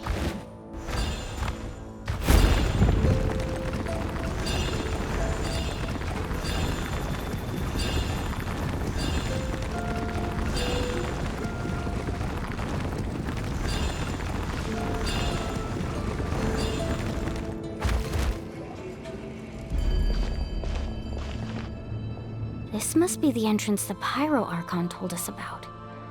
The one ripped open by the Abyss. Yes. There's something in the depths of this place that feels familiar, yet also foreign. We actually have to go in there? Okay, Paimon just needs to psych herself up. Don't push her through before she's ready.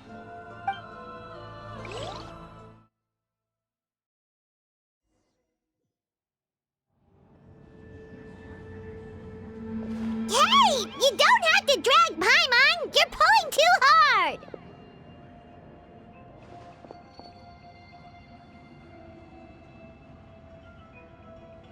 Looks like we made it. This is the Night Kingdom.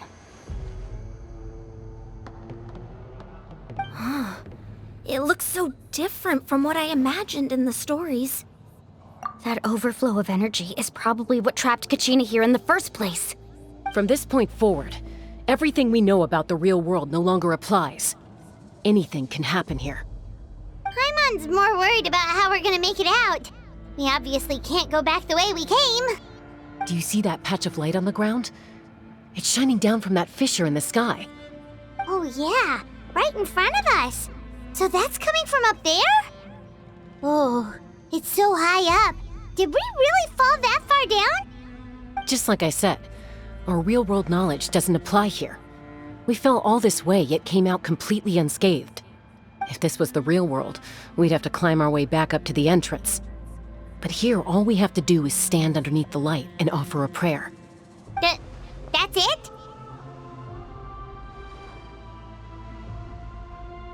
You really think that little of Paimon? That's not even why Paimon asked! So that means all we need to do is find Kachina and bring her to this location. Exactly. This light is streaming in from the real world. It's a link between the two realms. The terrain looks difficult to navigate, and the visibility's not great either. How are we supposed to find Kachina in these conditions? Yeah, these floating black things don't look super friendly either. Those are all manifestations of abyssal power. Be careful. Ghost! A talking ghost! Calm down, I'm here to help. You're the ones who helped Vichama, right? Yes, I'm Vichama's friend, Malko. I was completely lost to this realm until I sensed a mysterious power calling out to me. It's like it was seeking me out, attempting to reassemble the pieces of who I used to be. Of course, it could only do so much. I'm sorry I can only appear before you in this imperfect form. No, we should be the ones apologizing. If the Spirit Speaker's stone hadn't become corrupted by the Abyss, we could have done much more. But we had to destroy it. Otherwise, Vichama and his tribe would have been in danger. Of course. Thank you for protecting him. I never imagined that, even after all these years, he'd still take such a risk for me. Under the power of the stone, it felt like our souls were connected. Turns out even our regrets were exactly the same. Whether in triumph or death, you want your best friend by your side. Exactly. That may not be in the cards for us, but it's not too late for you. You're looking for a young girl from the Children of Echoes, right? She's being chased by an embodiment of abyssal power. I'd like to help her while I'm still in this form, so follow me. Be careful. This place has been severely corroded by the Abyss. Paimon didn't realize it had gotten this bad. It's like a seething volcano ready to engulf our world at any moment. Ouch! Quick, get back here! You can't go wandering. Stay close to me. My power will be able to ward off attacks for the time being.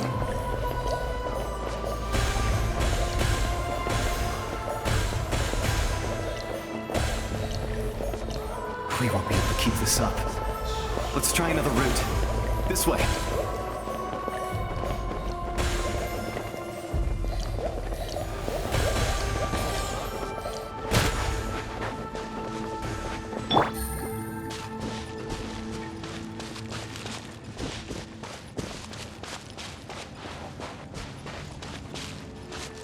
Not good. More monsters. We shouldn't waste our time on them.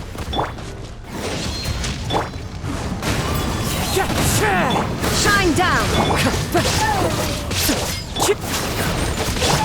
Things are about to get dicey. Busted. There is no escape!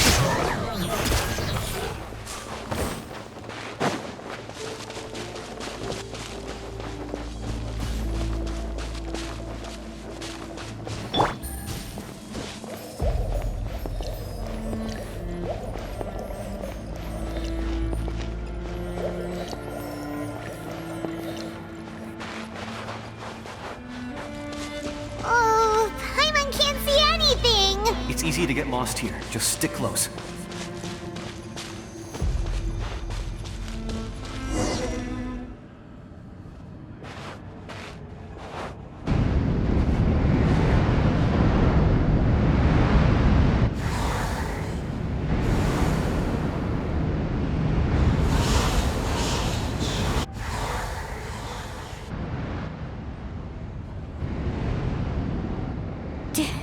Did you hear that?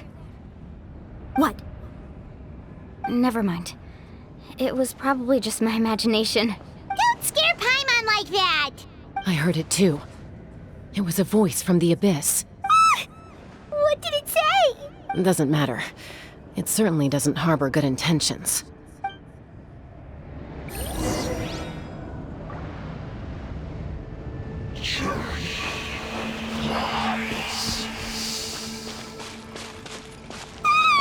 Paimon just heard it too!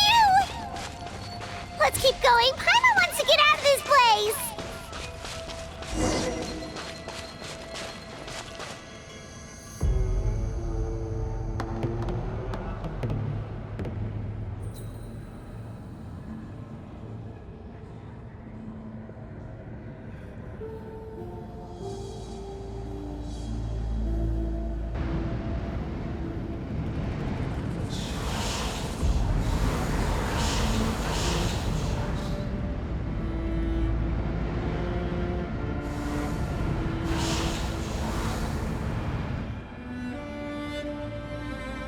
We're here, Kachina! Mualani? You made it! Looks like our reunion will have to wait until we take care of these monsters. Good idea. Let's go! Shine down! Right here!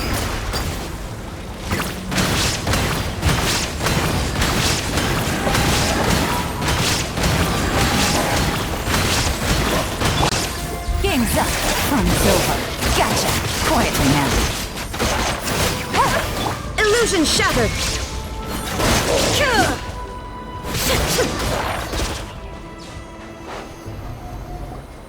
You're here! You're finally here!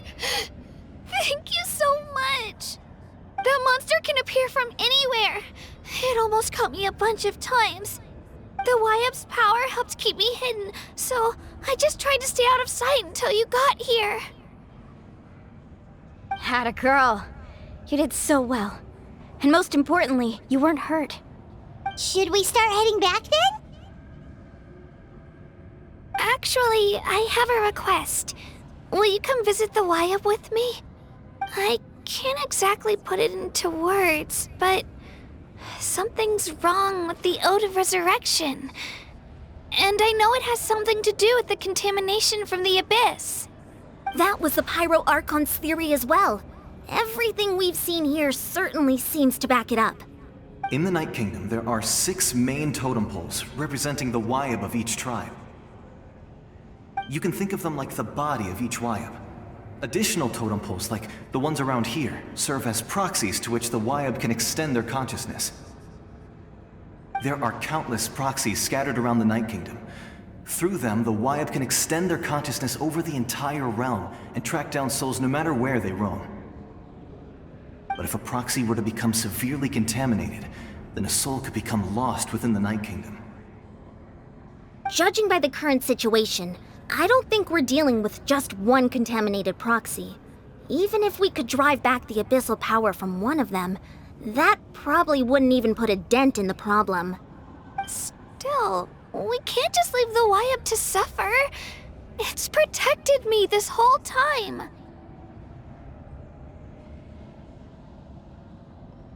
I agree. We might even manage to draw out the monster that's been hunting Kachina. Getting rid of the monster might slow down the deterioration of the Night Kingdom.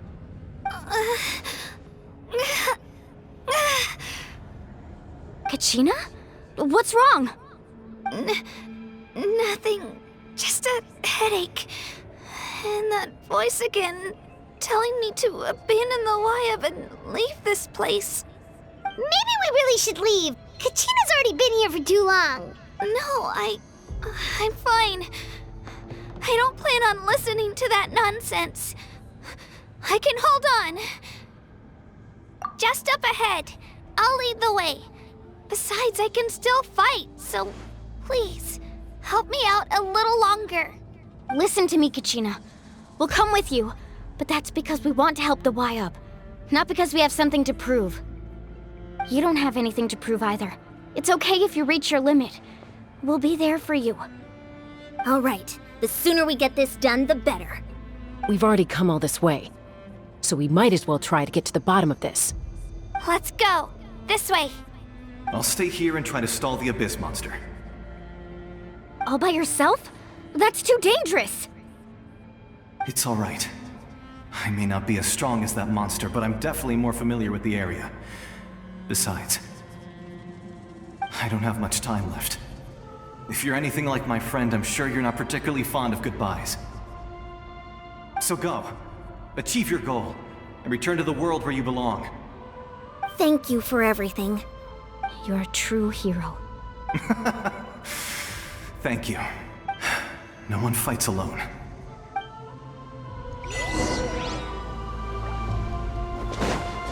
Does your head still hurt? Let me help you walk. I'm fine.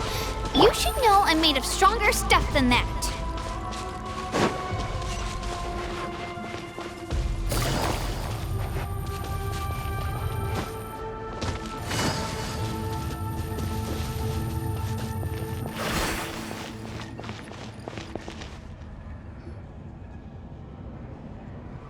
Wayab?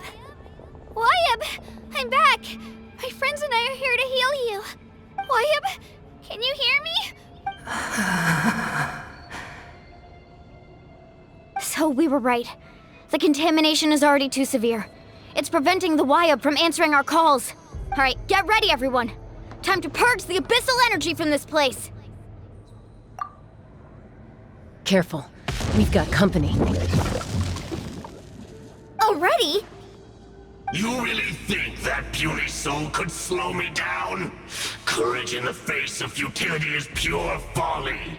He tried to get in my way, so I disposed of him. You killed Malco? He would have dispersed with or without me. Rather than worrying about him, I would urge you to focus on yourself. You may have defeated others of my kind in the past, but underestimate me now, and it will be to your peril. No, the power of the Abyss is intoxicating. The destruction it seeks captivates like a masterful work of art.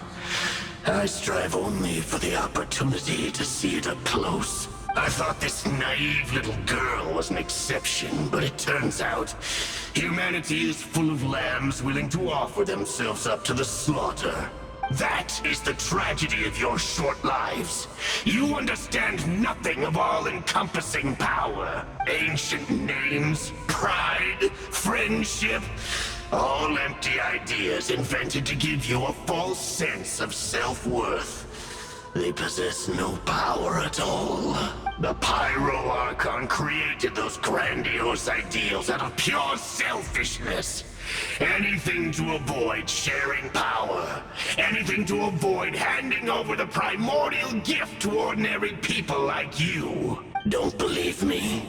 Then ask yourself, why is the Pyro Archon strong beyond measure, while you, Kachina, remain so pathetically weak? Kachina! Give me your hand.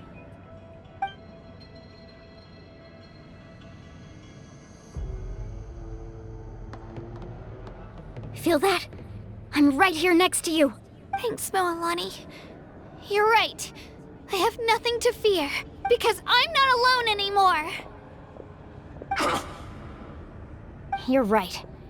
Maybe comforting ideals don't have any power, but you also couldn't be more wrong. You've never had to work for your own strength, so you will never understand the true source of our power. What? The courage we have to stand before you and not back down? It comes from our friendship. The power lies not in the ideal itself, but in our commitment to upholding that ideal, and in our decision to stand together and fight! Well said! Let's go, Kachina. It shouldn't take more than 2 of us to handle an enemy like this. Sorry in advance, but you deserve what's coming to you! There aren't many in Natlan who can beat us when we're together. It's time he got a taste of that kind of power. Carving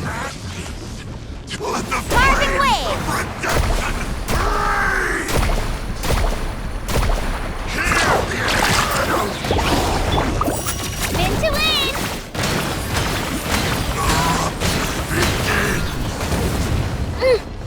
Clear the area!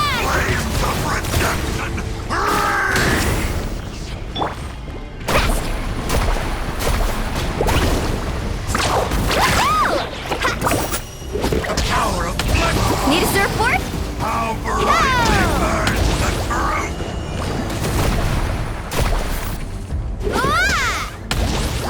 Action at the flames! Carving waves!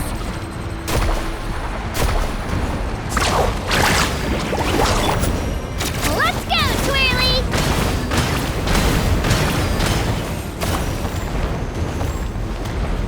Woohoo! Amazing!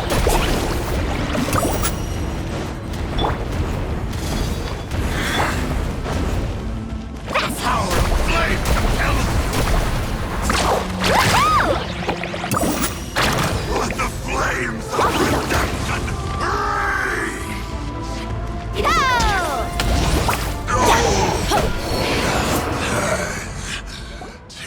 We won! We actually won! That's what he gets for underestimating you two. Fantastic work, Kachina! Absolutely fantastic! This makes me so unbelievably happy. I'm happy too, Mualani. Together we really are unstoppable!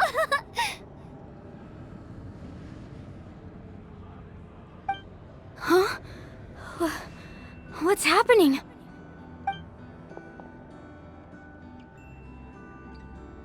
My ancient name is glowing? But I thought I didn't bring it with me. It's probably a projection from the real world, but that doesn't explain why it's glowing all of a sudden. Wait, does that mean you're...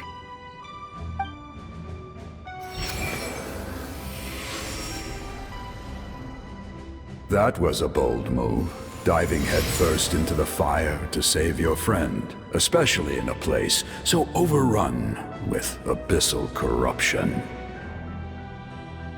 Still, seeing you pull it off was really something.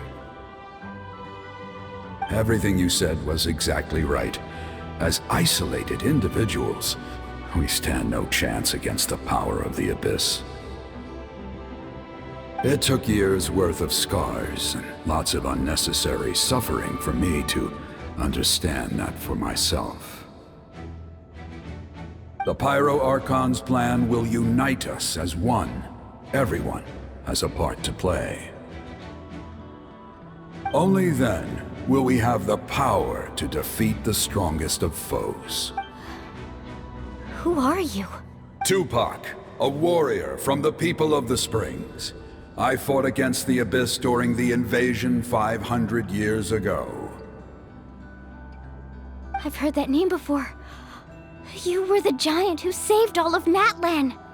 Since you were able to awaken my words from your ancient name, that means you have fully embodied the aspirations of the Wayab. Under the name Umoja, you shall unite the tribes and save Natlan from its impending doom.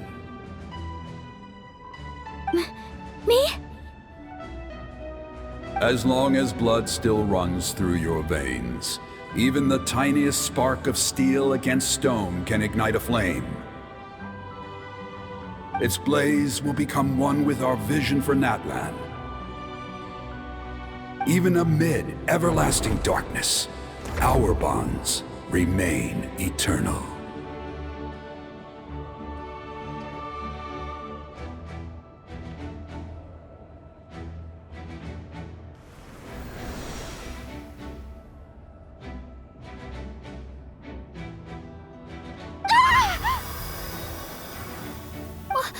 What's wrong, Mualani? So many memories. My brain was just flooded with everything he once knew. So that's what happened. What do you mean? Did you just figure something out? 500 years ago, they foresaw the very crisis we're facing now. Efforts to save Natlan started all the way back then. We can go over the details once we get back. We shouldn't linger here longer than we have to. I know bits and pieces, but I had no idea Mualani was also part of the plan. This sounds like something that's going to need a lot of explaining. Let's focus on saving the Wayab first.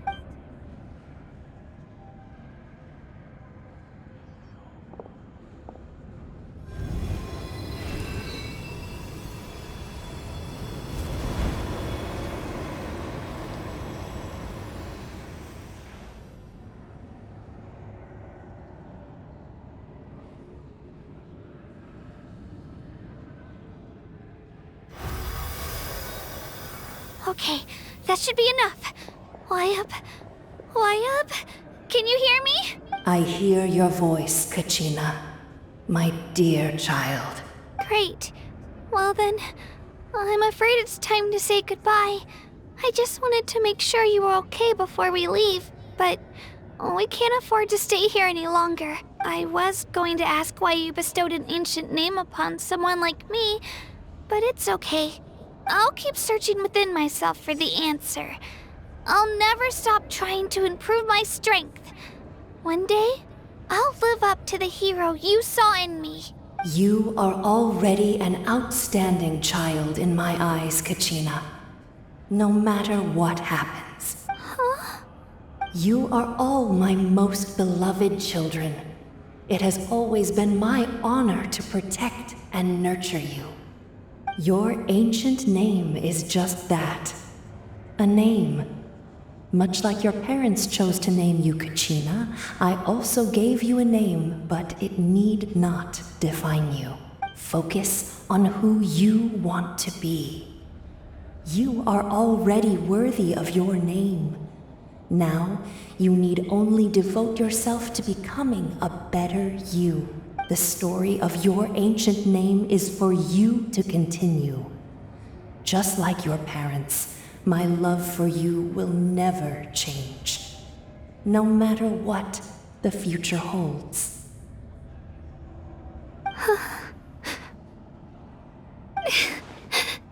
Thank you, Wayab. It gladdens me to see the Pyro Archon's plan move another step towards completion. But it is time for you to leave this place. The situation here is getting worse. Go now, my children. Save Natlan on behalf of all you hold dear.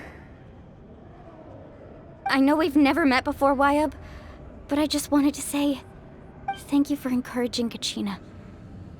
It was exactly what she needed to hear. Whoa! What's going on? An earthquake? We're out of time. It's the power of the Abyss.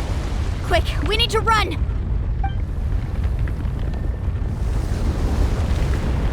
It's a Sealy! The Sealy opened the way for us!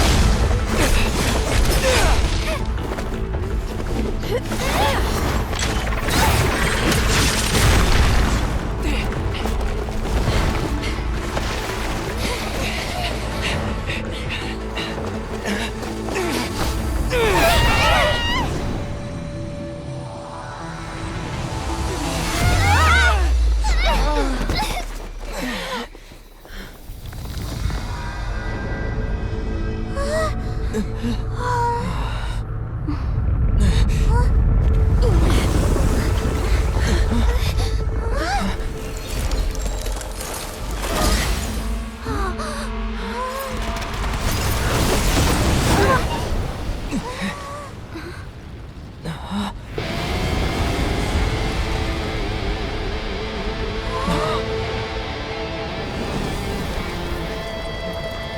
done well.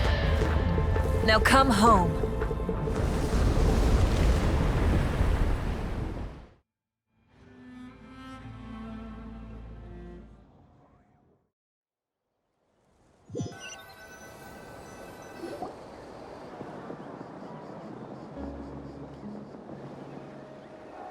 We're back! The Pyro Archon saved us. But she's not here. Yeah, didn't she say she used it all up? She's still in the speaker's chamber.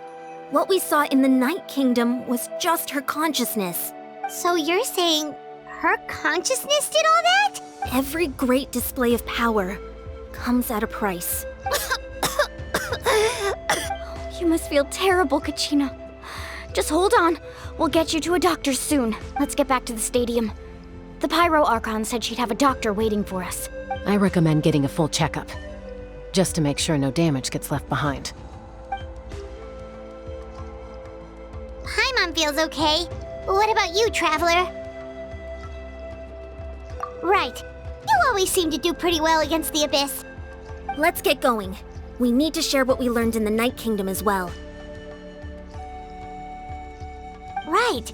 The Wyatt mentioned something about the Pyro Archon's plan. What is it exactly? I'll let her explain everything. We're all a part of the plan now. Every move we make from here on out will decide Natlan's ultimate fate.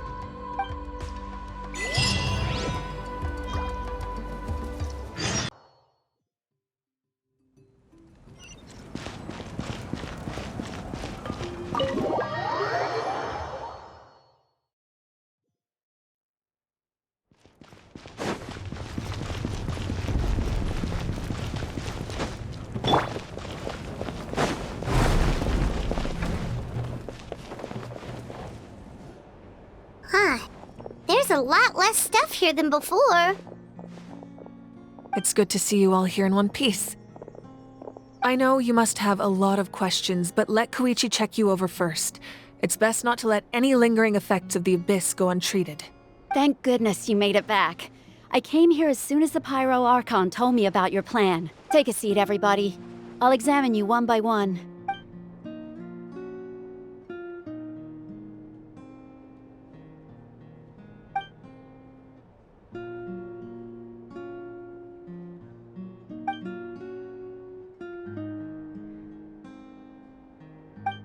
All right, that should do it for now.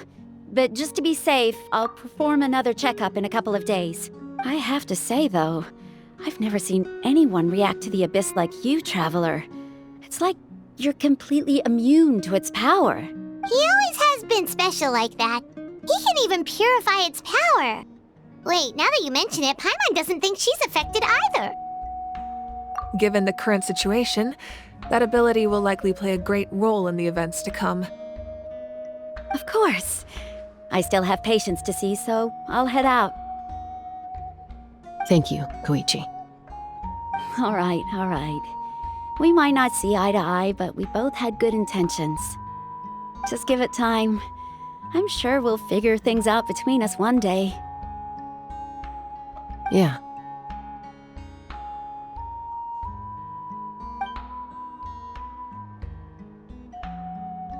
All right.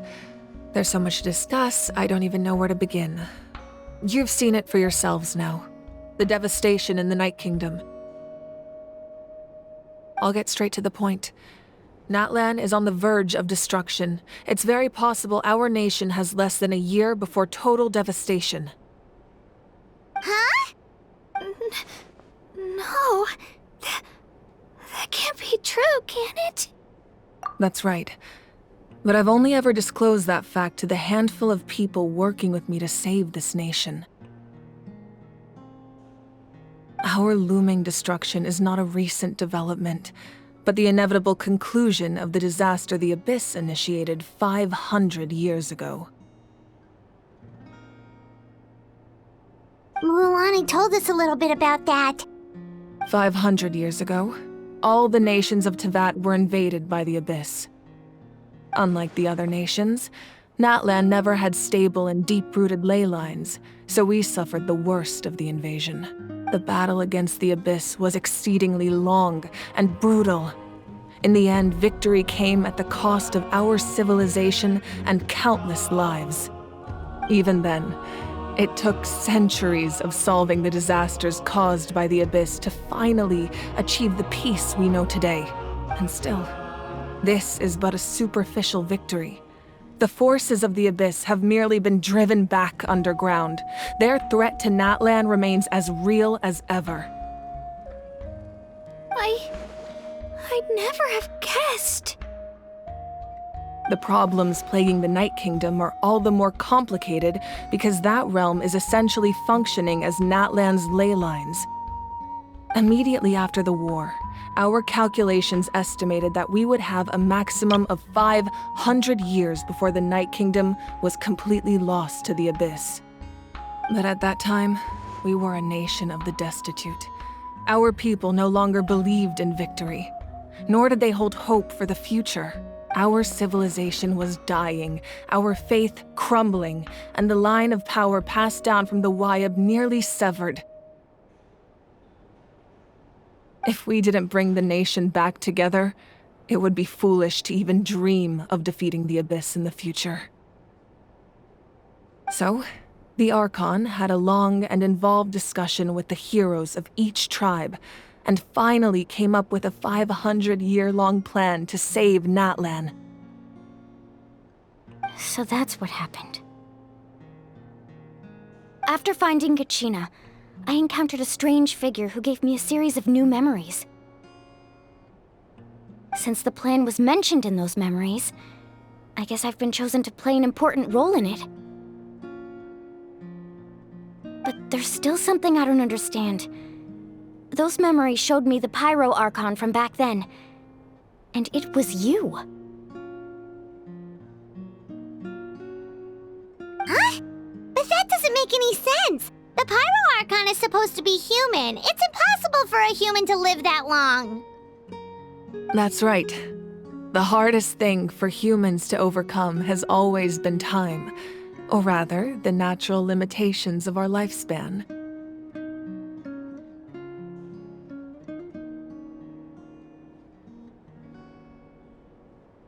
A god can extend a human's life by using a certain amount of divine power, or subjecting them to a curse. But, as we all know, Natlan doesn't have gods like that. We can only rely on our own methods. A human life is like a flame destined to be extinguished. 500 years ago, I placed my life within the sacred flame. Only by dying before my time could I have the chance to wake up again. So, in other words, this is your second life? Yes. We only managed to defeat the Abyss all those years ago because the tribes came together as one. If the Natlan of the future was to have a fighting chance, the Pyro Archons that came after the war had to rebuild the decimated tribes. The goal was to reunite the people and restore the strength of each tribe's Wayab. Once a tribe was back to its full strength, the tribe's Wayab would select a hero, indicating the tribe was once again ready for war. The Chosen would then stand by my side in defense of our nation, just like great heroes of old 500 years ago. So that means I'm one of the Chosen? That's right. You bear the ancient name Umoja, the same one held by the hero from your tribe 500 years ago. It means unity. After your adventure in the Night Kingdom, I trust you've come to fully understand the meaning of that name. So in other words, You always knew who the Wayab were going to pick from each tribe? Yes. According to the plan, each tribe was supposed to have been fully restored by the time I awoke. But something went wrong along the way. The 6 heroes successfully inherited the ancient names from 500 years ago, but the intel regarding the plan wasn't passed on to them. Once again, it comes down to the deterioration of the Night Kingdom. Communication between the Sacred Flame and the Wayab has been blocked. Just like how the Ode of Resurrection failed to bring Kachina back. Exactly. It's just another tactic the Abyss is using against us. The Abyss may not possess intelligence, but its methods certainly aren't easy to counter. If we want to unblock that information from being passed on, my presence alone isn't enough. The ancient name-bearer must establish a greater connection to their name. So, I've tried my best to help them from the sidelines. Currently, Shilonen of the Children of Echoes, Kinich of the Scions of the Canopy, and Iansan of the Collective of Plenty have all been acknowledged by their names. During your adventure, you too earned the acknowledgement of your Wayab mualani. In the process, you gained the memories stored within your name. But we have less than a year! Yes, but we have no choice. We cannot start the plan until all the heroes have been gathered. That's also why I haven't been able to take action despite the urgency of the situation. But if you knew this whole time, why didn't you just tell me about my role in all this? Wouldn't that make everything go a lot faster? Perhaps, but the opposite could also be true. Knowing your destiny too early could mean failing to realize your full potential. Just like your determination to save Kachina, I hope your commitment to this endeavor comes from your own strength of will, rather than a sense of obligation. So I suppose you're not going to tell us who the final 2 heroes are then? That's right. Their time is yet to come. Putting pressure on them beforehand will only hinder their development. I can only trust in the judgment of the Wayab. I have never believed I could solve this crisis alone. In fact, it was precisely because I chose to trust and rely on others that we managed to get this far. Natlan's salvation lies not in its Archon or any singular individual, but in us all. You're quite perceptive, aren't you? I thought I might get away with avoiding the topic. Huh? Oh, right! All the stuff you stored here before, where did it all go? Even though I sacrificed my power, I still needed a contingency plan to ensure you would make it back from the Night Kingdom. After all, I was the one who allowed you to take that risk, and mualani has an important role to play in my plan. In addition to their sentimental value, the items I stored here held a much more important purpose: fuel.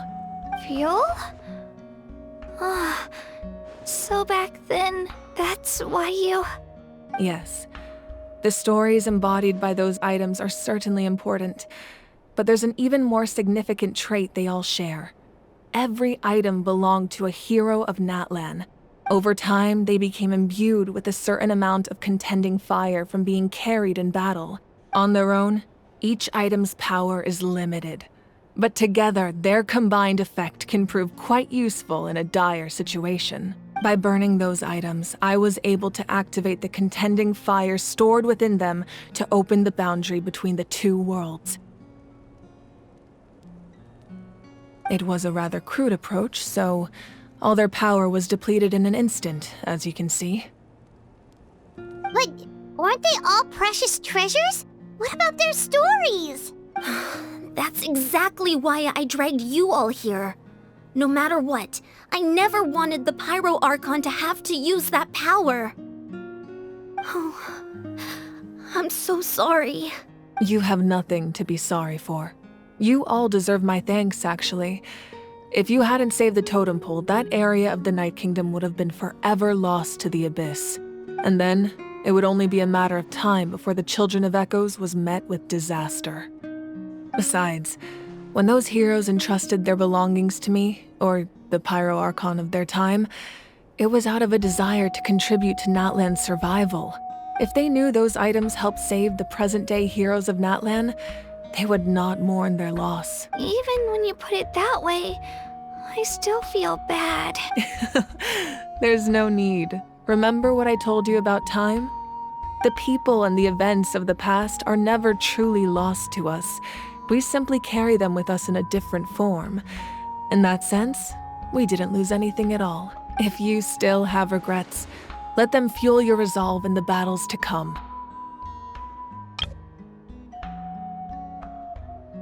Your deeds will become new legends and nurture new forms of power just like the items once stored here.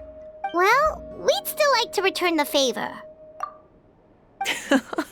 Well, if that's the case, just treat me to a drink sometime.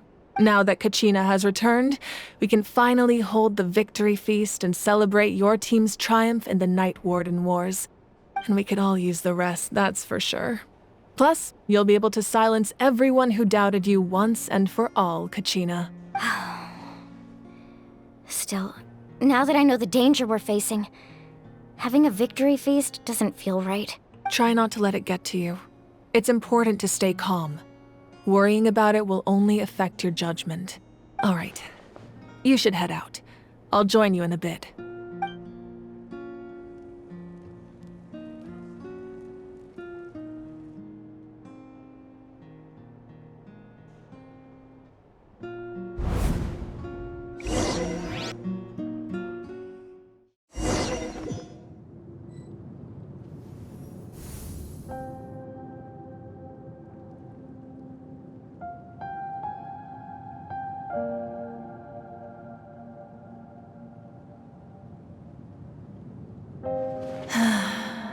When I was young, I used to sit by the hot springs and listen to the stories of warriors from all over Natlan. They attract people from all walks of life. Friends come easy here, no matter what tribe you're from. The people of the springs have never claimed the hot springs as their own private property. They are there to bring all hot spring buddies together. It's been really nice seeing the children of my tribe get older. It's helped me gradually understand the true value of the springs. I've witnessed their energy, their determination, their absolute passion for life. Even when they cause trouble, I never managed to hold on to my anger for long. It's unbelievable how quickly they worm their way back into my good graces. I'm certain Mualani will become a great warrior when she grows up. She possesses infinite potential. I can see it. One day, when I'm no longer in fighting form, I'll come here and tell stories to all the children, just like those warriors did for me. So, you better get busy, Pyro Archon, or I'll end up running out of stories.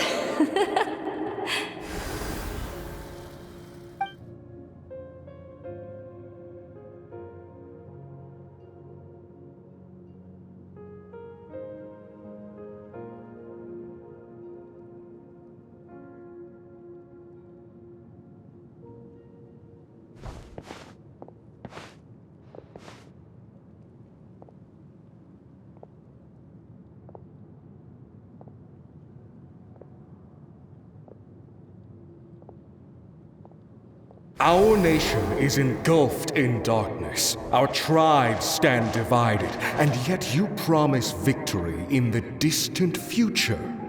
The Abyss is a cunning enemy, one that I faced in battle many times. Were that not the case, I would never understand exercising this degree of caution. My rage will never know absolution, and my power will no longer aid you in victory. But you came to me because you knew you could convince me with just a single sentence. I understand your choice. The heroes of today will forge the path ahead with blood and fire. Just remember to earn us the victory we are owed. Otherwise, rest assured, I'll find a way to collect the debt. For Natlan.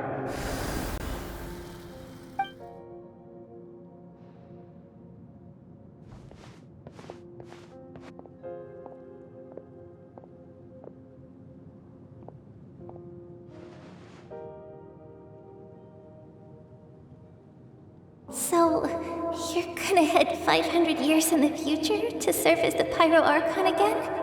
But what about the you from right now? You're just gonna die?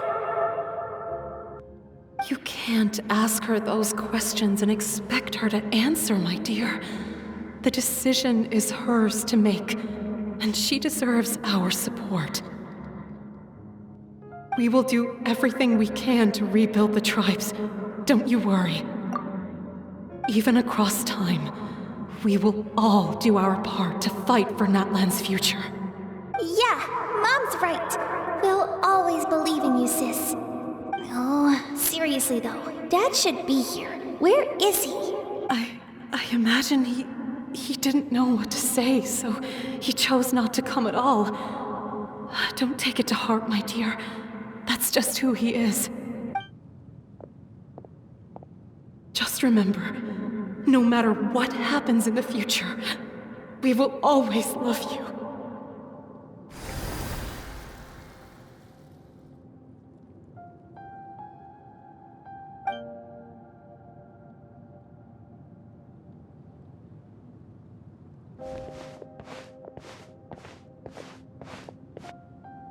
I'll come find you one day. I know I can't live that long, but I'll think of something. There has to be a way for us to meet again one day. If there's an answer out there somewhere, I'm gonna find it. So, don't forget about me.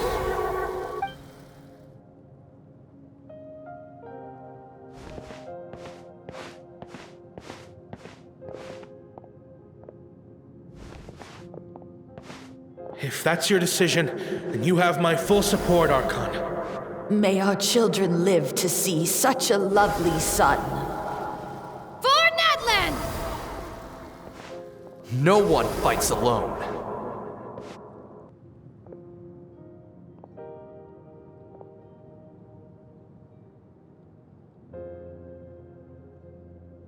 The rules are my legacy. They shall grant us the strength to overcome the next tragedy. War forged the 6 tribes, taught us how to fight, instilled in us what it means to love.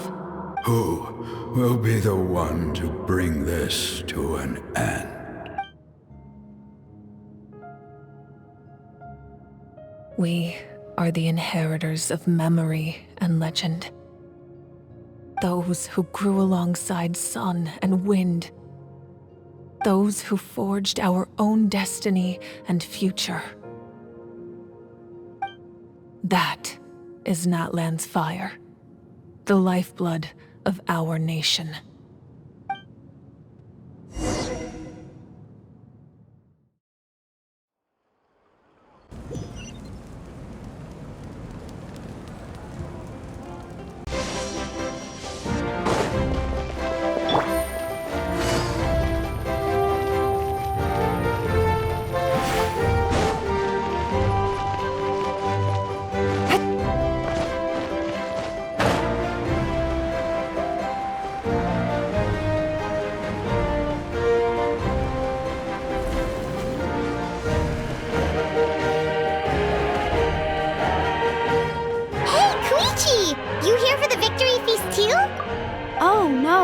I knew Chasca would be here, so I just came to deliver some medicine. I was about to leave, actually. But it's not that I don't want to celebrate Kachina and the others. I'm so glad she made it back. It's just... well, I'll make things awkward if I'm around my sister right now. Ah, well, you two had a fight, so Paimon can understand. She didn't cause any trouble during your trip, right? Yeah, she was super helpful. She gave us a lot of useful information about the Abyss. That's good. That's all I needed to know. Is there a reason you asked? You were pretty outspoken when we first met, but now it's like you're holding something back.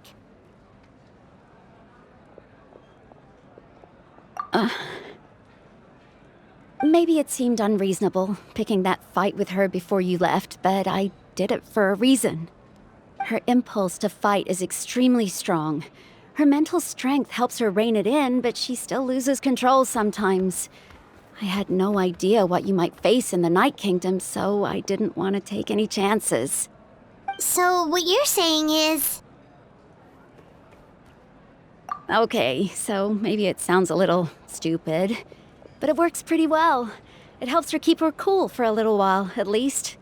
Anyway, I'm just glad you were able to make it back safe and sound. That's all I wanted.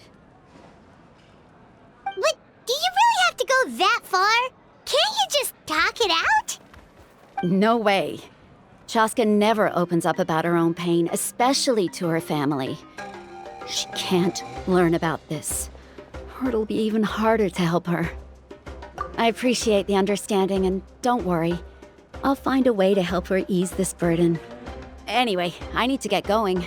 Enjoy the celebration. Oh, and if you ever need a doctor, you know who to find. Huh. Who would have thought there was a deeper reason behind their arguing? In the end, it's all the Abyss's fault. Paimon's had enough of them.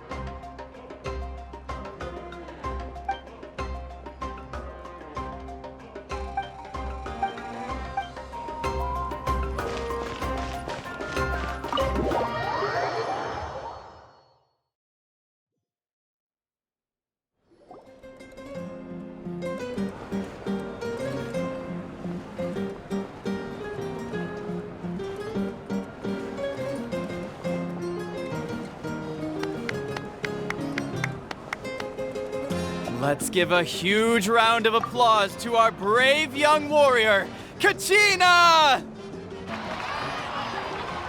Woohoo! Well done, Kachina. Thank you, everyone. I'm so glad I finally made it. I always knew you could do it. With so much potential at your age, you have a great future ahead of you. You're one to talk. Don't think I didn't know you were the first person to abandon your team. I'll be dealing with you when we get back. I had no choice. My friend invited me. I couldn't just say no. Oh, really? So you weren't just trying to get ahead in the first round? I wasn't, I swear. I just happened to find that bearer injured in the wild, so I stopped to bandage his wounds. When he insisted on repaying the favor, what was I supposed to do? I'm just one person. I figured Kachina would have no trouble replacing me. But the fact of the matter is that after your departure, everyone else started thinking about swapping teams too. I'm really sorry, Kachina. It was wrong of us to abandon you like that. It's amazing that you still made it all the way through to the Night Warden Wars. That's the highest honor. So, what about you guys? Did you make it far? Our team captain drank too much the night before the competition and turned up late to the stadium on the day. We got disqualified. Serves you all right. No sympathy from me. All right. There's no need to be like that, Uncle Pakal. Dear friends, I'd like to say a few words. Firstly, I'm grateful to my friends and our great Archon for helping to bring me back. This traveler and his companion Paimon are some of the strongest people I've ever met. If they were allowed to participate in the pilgrimage, I have no doubt that they'd win the whole thing. They've agreed to let me learn from them. With their help, I believe I can become even stronger still. And let's not forget my good friends, Mualani, Chasca, Kinich, and Iansan. They all helped the Traveler and Paimon figure out a way to bring me back from the Night Kingdom. They too deserve to be called our heroes, so please give another round of applause for them. Thank you so much! Well said!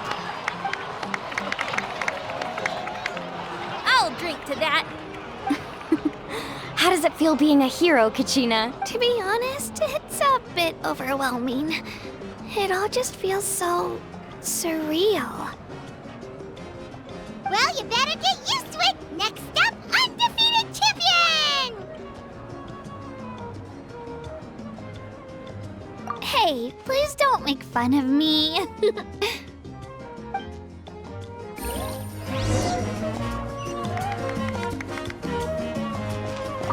My apologies. I knew more than I let on. Everything comes at a price, and most heroes aren't people who set out to become a hero. If you cling too tightly to your goal, you end up losing things that are far more precious. But in any case, we're now on the same page. I wonder how long before the two final heroes appear. From the Flower Feather Clan and the Masters of the Night Wind.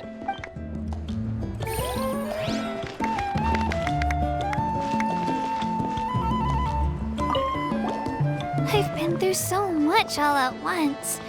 Everything still kind of feels like a dream. Are you still feeling unwell? Nope, all better now. I told you I bounced back pretty quick, so don't worry about me. I bet you guys must be tired, though. Make sure you get some good rest tonight. You gotta recharge so you'll be in the mood to have fun.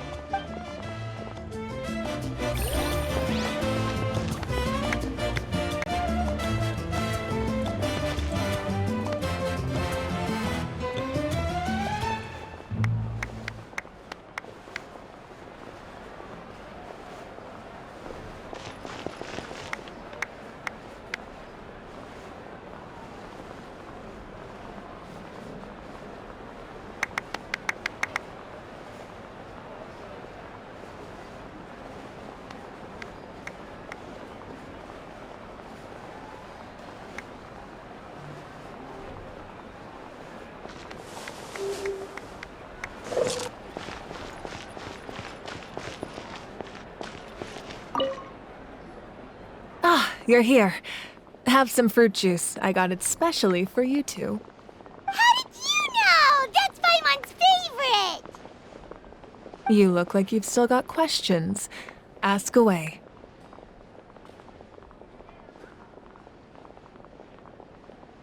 Because they had their own lives to live.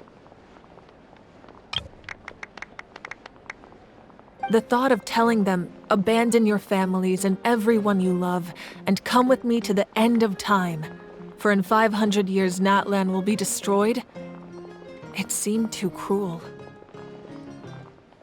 You could just as easily point out that everything in this world would come to an end eventually. But life is short, and beyond a point, it just doesn't seem real. Imagine if I said, let's leave right now, and go save the sun because it'll flame out in a few million years. It would sound quite ridiculous. I couldn't make them shoulder that burden with me. Besides, every generation will have its heroes, this one included. The plan could still work without them. Or, of course, without me. But since I was the one who came up with the plan, I felt duty-bound to see it through to the end. Paimon's suddenly remembering that portrait in your room. Was that your family from back then? Yes, it was. So when you asked me who my sister grew up to be, the truth is that very little information survives. From what I've been able to piece together, I can conclude with a reasonable degree of confidence that she ended up as an architect and artist. She played an instrumental role in rebuilding the scions of the Canopy tribe, designing and building many houses. But of course, none of her buildings are around anymore. Still, it was an impressive achievement, and I'm very proud of her. You feel loss keenly. It seems to stir up feelings of regret in you. But this is something I have long since come to terms with. This is a war, and there can be no war without loss. I am already far more fortunate than those who lost their lives to the Abyss. The people of Natlan look to me as their Archon, and the weight of their expectations is mine to bear. I must see our fate through to the very end, no matter what I may find there. Yeah, the way everything ends has already been written, including your plan? I suppose, but so what? Don't forget, time takes many forms. The past, present, and future coexist, and all are equally important. Even if the future ends in destruction, there's still no reason to give up on the here and now. And it's precisely because we humans cannot know our fate that we will never give up on our struggle. This is a pivotal moment. We are still 2 heroes short. Well, 3 to be precise. There's one further hero who I'm hoping to get on my side, whatever it takes. Your resistance to the corrupting power of the Abyss is truly remarkable. It would easily make you an all-important figure in the upcoming battle. If you agree to join us, you will not only gain my full support in your journey, but I will also forge a brand new ancient name for you. Ancient names can be forged? They can. Several strict conditions must be met, but if they couldn't be forged at all, then the number of them in circulation would have long dwindled to 0. Possessing an ancient name would mean that your adventures in Natlan are recorded in full. Your stories would be remembered by our people for all the years to come. The Ode of Resurrection may have temporarily lost its power, but still, take this as my personal guarantee that I shall never let you fall. Just like in the Night Kingdom, I will be there for you. That is a promise I will fulfill at all costs. This nation always honors its heroes. Yeah, we can't just ignore the situation here. Wonderful. Then I'll reach out to Shilonen right away. She's the one who will forge the name. We've never forged an ancient name for an Outlander before, but I trust she'll find a way.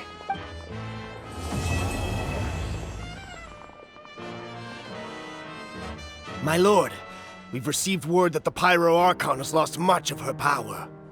Although your injury complicates things, this is most certainly the opportune time to seize the Gnosis. Victory and defeat are rules, not outcomes. I have never taken advantage of an opponent in a time of weakness, and I don't intend to start now. As for you, I must confess, I did not expect that little trick of yours to save the day. No matter how dense the fog, as long as the sun remains, we cannot turn day into night. She could have dispelled it. She simply chose not to. You don't have much time, and you're injured on top of that. What do you plan to do next? I'm beginning to see just how useful you may turn out to be. You heard something from here, didn't you?